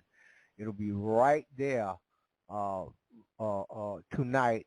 I'll say about 10 or 11, about 11 or so. It'll take me a minute to get done, and I got to do it tonight. And but anyway, I certainly appreciate you being on here, sister. And I'll be contacting you in the future, and we come back, and you can drop some more stuff, because you be on point with stuff. You be watching a lot of times. I be so busy doing stuff, and I can't keep up with everything. But if I got somebody else out there watching, they can come over here and tell what you saw. So we'll do it like that until I can see some stuff. And how's it? What's the weather like out there in Texas? You still back out there? I'm still in Texas, and it's been raining. So we've just been getting a lot of rain here lately. Okay, you in Houston, right? I'm in Houston. Okay, because I used to live right there on West Park and Gessner in the Harbor Apartments in 1986. I was there. And, really? I didn't want to leave Texas, but they drugged me out of there. And I'm back here in Florida, but rain to me down here is a blessing, because I grew a lot of plants and stuff. And I look for every drop that come down, they say it's going to be raining. I be saying, yeah, let it rain. But anyway, sister, I'm going to go ahead and close down, and I certainly appreciate you being here, and until next time. Thank you, Tarhaka. All right, you take it easy. Good night. Peace and blessings. Good night. Peace and blessings.